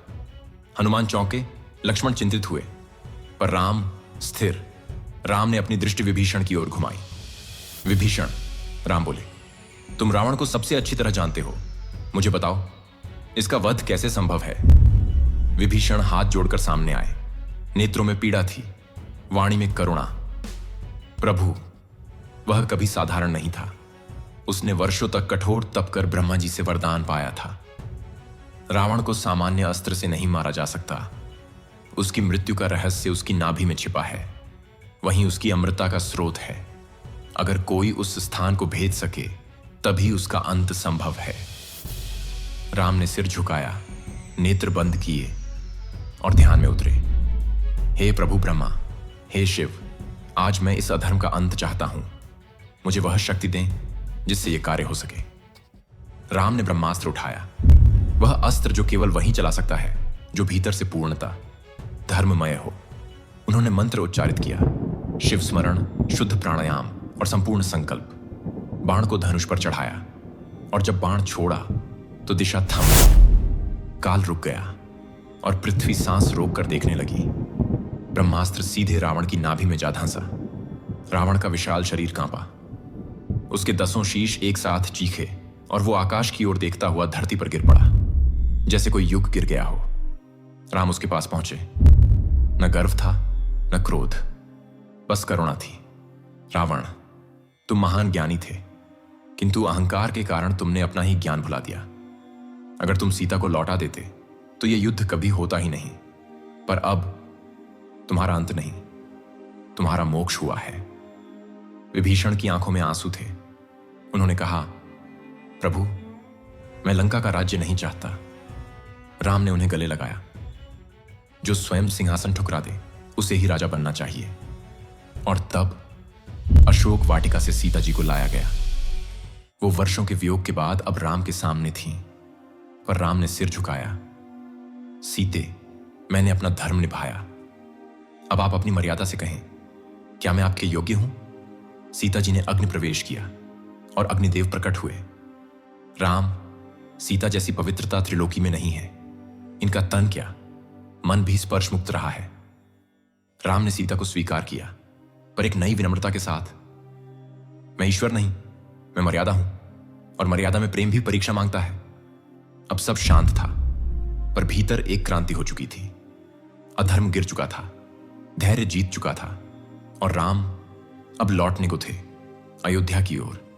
रावण से वधो पाए कथयस्व महामते, सतु रामेण शक्तेन हतः शक्रायुद्धेन वै, पपात रावण संख्य छिन्न शाख इव द्रुमः। सीख, हर बार सिर काटना जरूरी नहीं होता, कभी कभी उसकी जड़ पर निशाना लगाना पड़ता है। रावण के सिर कटते रहे, पर अभिमान तब तक जिंदा रहा जब तक राम ने उसकी आत्मा के स्रोत को नहीं पहचाना। और यही हमारी जिंदगी की सीख है। जब तक हम अपने दुख, क्रोध या रावण जैसे भ्रम की मूल जड़ नहीं पहचानते, तब तक हम सिर्फ लड़ा करते हैं, मुक्त नहीं होते। उत्तरकांड भाग 1। जब भरत ने राम की खड़ाऊं लौट आई और अयोध्या ने फिर से सांस ली। लंका जल चुकी थी, पर राम का हृदय अब भी शांत नहीं था। अधर्म का अंत हो चुका था, पर विजय की घोषणा नहीं, केवल मौन और मर्यादा। सीता को वापस पाया, भाइयों को साथ पाया, राज्य मिला, लेकिन राम जानते थे कि उनकी सबसे बड़ी परीक्षा अब शुरू होने वाली है। राम ने विभीषण को लंका का राज्य सौंपा और कहा, अब तुम रावण के नहीं, धर्म के वंशज बनो। वानर सेना ने अश्रुओं के साथ राम को विदा किया। हनुमान हाथ जोड़कर खड़े रहे। प्रभु, अब क्या मेरी सेवा समाप्त हो गई? राम ने उन्हें गले लगाया। तुम जहां हो वहां सेवा है, तुम रहोगे। जब तक इस पृथ्वी पर कोई राम का नाम लेगा, तुम उसकी रक्षा करोगे। राम, सीता और लक्ष्मण अब पुष्पक विमान में सवार हुए। वह विमान जो उन्हें विजय से वापस विनम्रता की धरती पर उतारने जा रहा था। राम ने कहा, मैं अयोध्या लौट रहा हूं, पर केवल एक राजा नहीं, अब मैं जनता का सेवक बनकर जाऊंगा। अयोध्या में भरत हर दिन एक ही क्रिया दोहराते थे, राम की खड़ाऊं को सिंहासन पर रखकर साष्टांग प्रणाम करना। उन्होंने व्रत लिया था, जब तक राम नहीं लौटते मैं अयोध्या का राजा नहीं, एक ऋषि हूं, एक प्रतीक्षारत भाई। और उसी दिन एक दिव्य विमान आकाश में उतरा। भरत दौड़े, नेत्रों से अश्रुधारा बहती रही। राम उतरे और दो भाई, जिनके बीच वर्षों का वनवास, युद्ध और विरह था, अब केवल एक आलिंगन में सिमट गया। भरत बोले, भैया आप लौट आए, अब मैं पुनः पुत्र हूं, पुनः अयोध्यावासी हूं। ये खड़ा हूं, अब आपको वापस चाहिए। राम बोले, भरत तुमने केवल मेरी खड़ाऊं को नहीं, मेरे धर्म को संभाला है। सारी अयोध्या सजी, जैसे समय ने फिर से सांस ली हो। राम का राज्याभिषेक हुआ। सीता उनके दाएं, लक्ष्मण उनके बाएं, भरत और शत्रुघ्न उनके पीछे। सिंहासन पर कोई राजा नहीं बैठा था, मर्यादा का प्रत्यक्ष रूप बैठा था। जब जनता ने जय श्री राम के नारे लगाए, तो राम ने सिर झुकाया। अगर मैं सत्य से डिगा तो मुझे पुकारना मत, पर जब भी तुम्हारी आत्मा धर्म की प्यास से कांपे, तो बस राम का नाम लेना, मैं वहीं रहूंगा। रामो रामायणम कृत्स्नम श्रुत्वा तुष्टः पुनः पुनः, राज्यम प्राप्तो महान राजा धर्म स्थितः सदा नृपः। यानी राम ने संपूर्ण रामायण की गाथा को आत्मसात कर पुनः राज्य को प्राप्त किया और सदा धर्म में स्थित रहे। सीख, सच्ची विजय वही होती है जो गर्व से नहीं, विनम्रता से लौटे। राम अयोध्या लौटे, पर किसी उत्सव के लिए नहीं, बल्कि इस संसार को सिखाने के लिए कि मर्यादा की अंतिम मंजिल सेवा होती है। अगर आपके पास कुछ वापस लौटे, सम्मान, रिश्ता, स्थान, तो उसे अहंकार से मत संभालिए। राम की तरह झुकिए ताकि सब फिर से जुड़ जाए। उत्तरकांड भाग 2। जब एक धोबी की बात से कांप उठा राम का मन और सीता को फिर वन जाना पड़ा। अयोध्या अब सबसे सुंदर नगरी बन चुकी थी। न कोई भूखा था, न कोई दुखी। राम राज्य, जहां सत्य, धर्म और न्याय हर द्वार पर पहरेदारी कर रहे थे। राम, लक्ष्मण, भरत, शत्रुघ्न, चारों भाई हर जन की सेवा में समर्पित थे। सीता अब सिर्फ रानी नहीं थी, ममता, मर्यादा और शालीनता का प्रतिरूप थी। लेकिन इतिहास सदा मौन नहीं रहता। कभी कभी वह एक सामान्य से शब्द में बिखर जाता है। शहर के एक कोने में एक धोबी और उसकी पत्नी के बीच झगड़ा हुआ। पत्नी रात्रि में कहीं बाहर गई थी और लौटकर घर आई। धोबी ने कहा, तू मेरी पत्नी तो है, पर अब मैं तुझे स्वीकार नहीं करूंगा। मैं कोई राम नहीं जो पराई स्त्री को घर ले आऊं। मैं कोई राम नहीं जो वनवास से लौटी स्त्री को फिर से ग्रहण कर लूं। शब्द जैसे तूफान की तरह हवा में फैल गए, राम तक पहुंचे। राम ने कुछ नहीं कहा, पर उनके हृदय में एक असहनीय कंपन शुरू हो गया। सीता, जिन्होंने अग्नि परीक्षा दी थी, जिनका जीवन तपस्या से भी कठिन था, अब उन्हें एक साधारण वाक्य ने कलंकित कर दिया था। राजसभा में राम ने चुप्पी तोड़ी। प्रजा ही मेरा परिवार है, और यदि परिवार के किसी कोने में भी संशय है तो मुझे अपना व्यक्तिगत सुख त्यागना होगा। लक्ष्मण आगे बढ़े। भैया, आप क्या कह रहे हैं? मां सीता निर्दोष हैं, यह अग्नि भी कह चुकी है। राम ने आंसू रोकते हुए कहा, मैं जानता हूं, मुझे विश्वास है, पर राजा का धर्म विश्वास नहीं, विश्वसनीयता की मिसाल देना होता है। और फिर वो क्षण आया जिसे सुनकर आकाश भी गूंगा रह गया। राम ने लक्ष्मण से कहा, सीता को आश्रम छोड़ आओ, जहां कोई प्रश्न न हो, जहां वह स्वयं की तरह जिए, बिना राम के नाम से। लक्ष्मण, जो लक्ष्मण रेखा को नहीं लांघते थे, आज उन्हें उस रेखा के पार जाना पड़ा जहां सीता जी की ममता छूटने वाली थी। लक्ष्मण ने अश्रुओं के साथ सीता को वन तक पहुंचाया। सीता बोली, क्या राम ने एक बार भी मुझसे नहीं पूछा? लक्ष्मण मौन रहे। सीता ने सिर उठाया। ठीक है, अगर राम को यही उचित लगता है तो मैं जाऊंगी, लेकिन एक दिन यह धरती स्वयं बताएगी कि मैंने कभी अपनी मर्यादा नहीं छोड़ी। और सीता, जो रावण की लंका से लौटी थीं, अब राम की अयोध्या से स्वयं निर्वासित हुई। शुद्धा सती च या नारी, पत्युर्वचनकारिणी, सा च परुष वाक्यानि, सहते धर्मनिष्ठया। सीता, जो सती हैं, शुद्ध हैं और अपने पति के वचनों का पालन करती हैं, वे भी समाज के कठोर वचनों को धर्मपूर्वक सहती हैं। सीख, कभी कभी धर्म की रक्षा के लिए हमें वो त्याग करना पड़ता है जो हमारे अस्तित्व को चीर देता है। राम ने सीता को वन नहीं भेजा, उन्होंने स्वयं को सीता से अलग किया। और सीता, वो सिर्फ पत्नी नहीं थी, वो दीपक थीं जो जलते हुए भी किसी को दोष नहीं देती। अगर कभी जीवन में कोई ऐसा क्षण आए जब न्याय और प्रेम टकराएं, तो याद रखिए, त्याग कभी हार नहीं होता, वो चुपचाप इतिहास रचता है। उत्तरकांड भाग 3। जब सीता ने जुड़वा पुत्रों को जन्म दिया और वाल्मीकि आश्रम में राम का वंश पलने लगा, वन जहां कभी राम, लक्ष्मण और सीता ने मिलकर तपस्या की थी, अब वही वन केवल सीता की सांसों से गूंज रहा था। न कोई रक्षा करने वाला था, न कोई संवाद देने वाला, बस धरती जो सीता का बोझ समझती थी। लक्ष्मण उन्हें छोड़ चुके थे और सीता मौन होकर गर्भ में राम के उत्तराधिकारी लिए वाल्मीकि मुनि के आश्रम पहुंची। वाल्मीकि ऋषि, जिन्होंने स्वयं रामायण की रचना की थी, जिनके तप से वन भी थमता था। उन्होंने सीता को देखा। पुत्री, यह आश्रम तुम्हारा है, राम ने तुम्हें त्यागा नहीं, उन्होंने तुम्हें इतिहास से ऊपर कर दिया है। महीनों बीते और फिर वह दिन आया जब प्रकृति ने एक साथ 2 दीपक जन्मे। सीता ने जुड़वां पुत्रों को जन्म दिया, लव और कुश। वाल्मीकि ने आश्रम में उत्सव करवाया। उन्होंने ही नाम रखा, लव जिसमें सौम्यता और करुणा हो, कुश जिसमें तेज और न्याय की ज्वाला हो। लव और कुश बड़े हुए।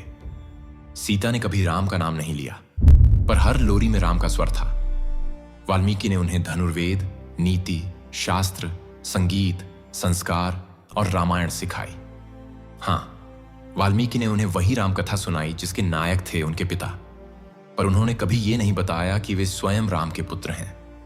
लव और कुश दोनों शांत थे, पर भीतर उनके रक्त में राम की मर्यादा और सीता की सहनशीलता बह रही थी। एक दिन उन्होंने प्रश्न किया, गुरुदेव, ये राम कौन है जिनकी गाथा आप बार बार सुनाते हैं? वाल्मीकि मुस्कुराए, वे वो हैं जिनसे तुम्हारा संबंध अभी तुम्हें ज्ञात नहीं है, पर एक दिन जब समय आएगा तो तुम स्वयं पहचान लोगे कि राम केवल कथा के पात्र नहीं हैं, वे तुम्हारी आत्मा के पिता हैं। वन जो कभी सीता के लिए निर्वासन था, अब वही मातृत्व का तीर्थ बन चुका था। तत्र वाल्मीकिना दिव्य कुश लवो समाहितो धर्म प्रवरमास्त्रेषु रामायणम च शंसतः। वाल्मीकि ऋषि के दिव्य आश्रम में लव और कुश का पालन हुआ। उन्हें धर्म, अस्त्र विद्या और संपूर्ण रामायण सिखाई गई। सीख: जब संसार से तिरस्कार मिले तो ईश्वर आपको ऐसे स्थान पर भेजता है जहां आप अपनी अगली भूमिका के लिए तैयार हो सकें। सीता को निर्वासित किया गया था, लेकिन उसी निर्वासन में राम का उत्तराधिकार तैयार हो रहा था। और लव कुश को यही सीख मिली कि पहचान तब नहीं मिलती जब नाम बताया जाए, बल्कि जब कर्तृत्व से वो नाम स्वयं पुकारा जाए। उत्तरकांड भाग 4। जब राम ने अपनी ही कथा 2 बालकों से सुनी और पिता होने का सत्य धीरे धीरे प्रकट हुआ, अयोध्या में राम राज्य चल रहा था। पर राम का मन अब भी भीतर से शांत नहीं था। सीता का वियोग, प्रजा की मर्यादा और राज्य की जिम्मेदारी, इन तीनों के बीच राम अब केवल राजा नहीं, मर्यादा का पर्याय बन चुके थे। उधर वाल्मीकि आश्रम में लव और कुश अब किशोर हो चुके थे। वे दिन भर धनुर्विद्या का अभ्यास करते, ऋचाओं का उच्चारण करते और शाम को रामायण गाते। उनकी वाणी में ऐसा माधुर्य था कि पशु पक्षी भी ठहर जाते। वाल्मीकि बोले, पुत्रों, अब समय है कि तुम राम की कथा जनता तक पहुंचाओ, उन तक जो राजा हैं, पर शायद ये नहीं जानते कि कथा क्या होती है और सत्य कहां छिपा है। अयोध्या में एक महायज्ञ की योजना थी। राम ने सब ऋषियों को आमंत्रित किया। वाल्मीकि भी आमंत्रित हुए और साथ आए लव और कुश। यज्ञशाला में सब आगंतुकों के लिए विशेष स्थान था, पर ये 2 बालक कोने में खड़े होकर अपनी वीणा के तार मिलाने लगे। राम ने उन्हें देखा। ये कौन है? उत्तर मिला, वाल्मीकि ऋषि के शिष्य हैं, रामायण गाते हैं। राम बोले, रामायण? कौन सी रामायण? उत्तर मिला, आपकी ही कथा, पर जैसे कोई उसमें जीकर लिख गया हो। राम ने आज्ञा दी, गाए, मैं सुनना चाहता हूं कैसे कोई बालक मेरे जीवन को समझता है। और फिर लव ने गाया। कुश ने संगत की, बोलते, सीता जो पवित्रता का स्वरूप है, राम जो मर्यादा है। वो जब पृथ्वी पर उतरे तो समय स्वयं रुक गया। सभा मौन हो गई। राम अपलक उन्हें देखते रहे। हर पंक्ति में उन्हें अपना ही जीवन सुनाई देता रहा, पर एक नए भाव में, जहां राजा नहीं, एक साधारण मानव था। एक क्षण आया जब राम की आंखों से अश्रु बहने लगे। उन्होंने मंत्रियों से पूछा, इन बालकों को कौन सिखाता है? उत्तर मिला, वाल्मीकि मुनि। राम ने मन में सोचा, कैसे संभव है कि कोई अजनबी मेरे हृदय के इतने गहरे भाव इतने सुंदर ढंग से गा रहा हो। अभी राम उन्हें पहचान नहीं पाए थे, पर भीतर एक कंपन था। कथा पूरी होते होते राम की आंखें बार बार उन दोनों पर टिकती थीं। उनकी चाल, उनकी आंखें, उनकी विनम्रता, सब किसी अपने किसी लगती थीं। संकीर्त्य रामचरितम लवकुशौ समाहितो आगच्छन्तो जनस्थानम लोकानाम हितकाम्यया। लव और कुश रामचरित गाते हुए यज्ञ में पहुंचे, सबका कल्याण करने की भावना से। सीख: कभी कभी हमारे जीवन का उत्तर हमारी ही कथा में छिपा होता है, पर तब दिखता है जब कोई मासूम उसे निष्कलंक होकर गाए। राम ने पहली बार अपने जीवन को अपनी दृष्टि से नहीं, बल्कि अपने पुत्रों की दृष्टि से देखा। अगर आप कभी भ्रमित हों या अपने जीवन के निर्णयों को लेकर पीड़ा में हों, तो अपनी कहानी को किसी निष्पाप भाव से दोबारा सुनिए। शायद उत्तर वहीं मिलेगा जहां कभी प्रश्न शुरू हुआ था। उत्तरकांड भाग 5। जब लवकुश ने राम को ललकारा और राम ने अपने ही पुत्रों से युद्ध का सामना किया, रामायण के मधुर स्वरों की गूंज अब अयोध्या के हर कोने में फैल चुकी थी। जिस कथा को राम ने जिया था, अब वही कथा 2 बालकों के कंठ से अमृता पा रही थी।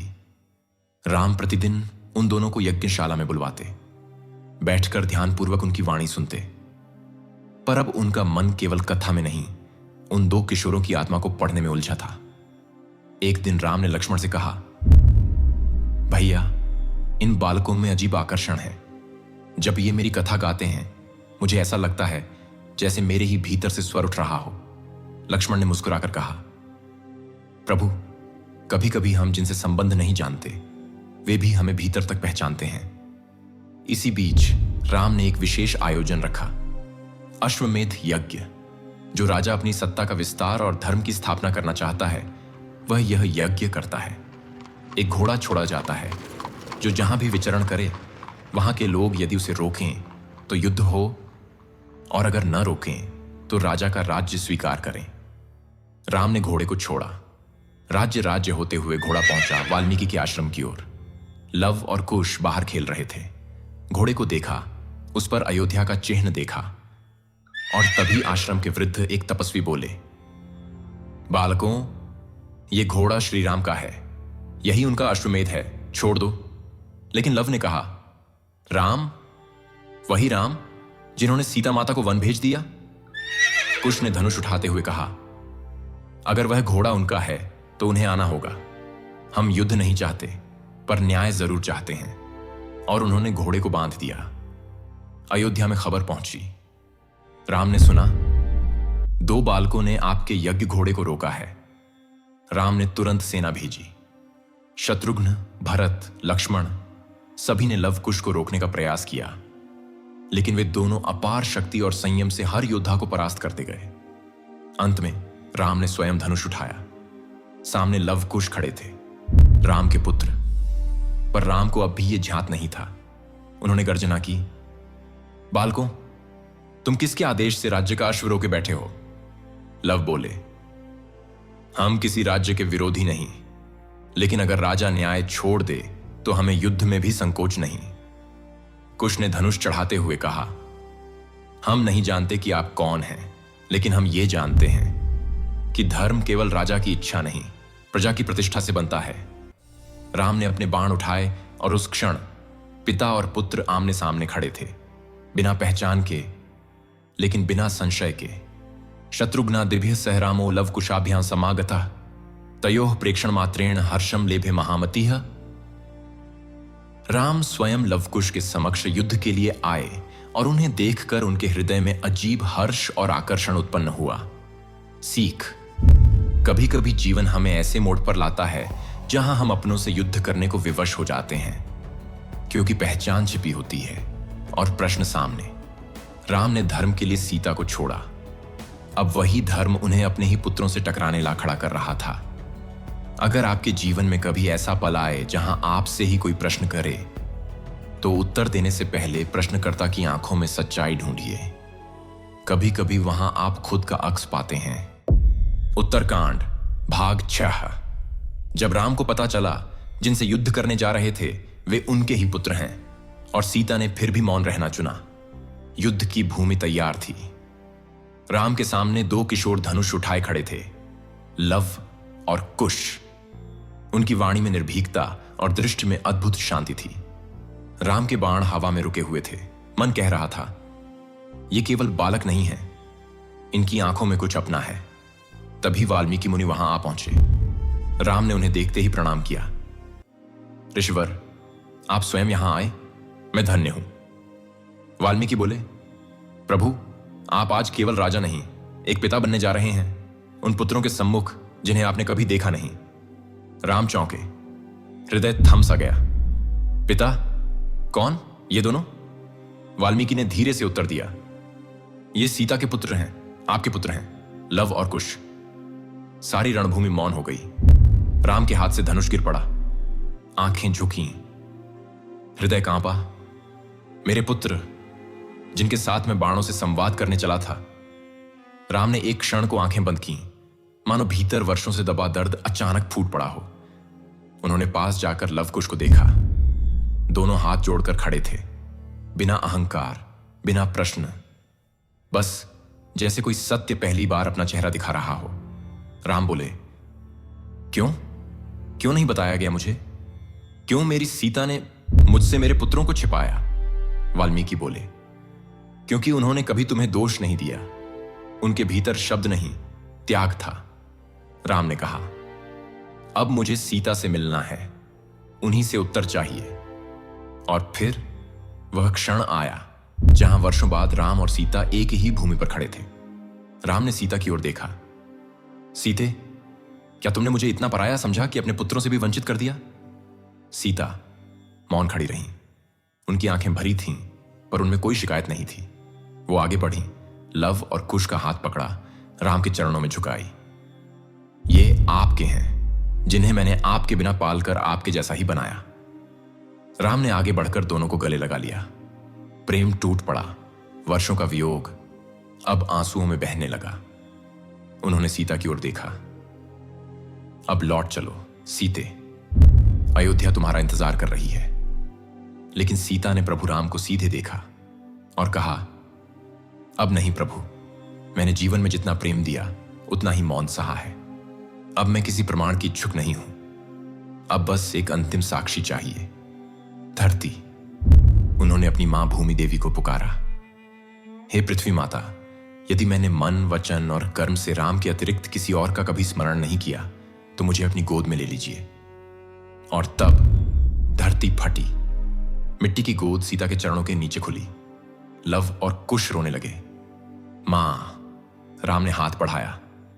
सीते मत जाओ, अब तो सब जान गया हूं, अब तो कुछ मत छीनो। लेकिन सीता की आंखों में अब कोई पीड़ा नहीं थी, बस शांति थी, जैसे किसी ने अपना संपूर्ण कर्तव्य पूर्ण कर लिया हो। धरती की गोद सीता को समा गई। राम वहीं बैठ गए। ना कोई वचन, ना कोई आदेश, बस मौन, जो साक्षी था एक ऐसे प्रेम का जो संसार से ऊपर था। यदि मांस पतिव्रता त्वं स्यात् सत्ये नैव पृथिवी विवृणोतु सदा देवी सीता पृथ्वीतलम। यदि मैं पतिव्रता हूं तो सत्य के प्रभाव से पृथ्वी मुझे अपनी गोद में ले ले। सीख, प्रेम की पराकाष्ठा वो नहीं जब मिलन हो, बल्कि वो होती है जब कोई त्याग कर जाए बिना दोष दिए, बिना कुछ कहे। सीता ने संसार को दिखाया कि नारी की सबसे बड़ी शक्ति प्रमाण देना नहीं, बल्कि मौन में भी अपनी मर्यादा को थामे रहना है।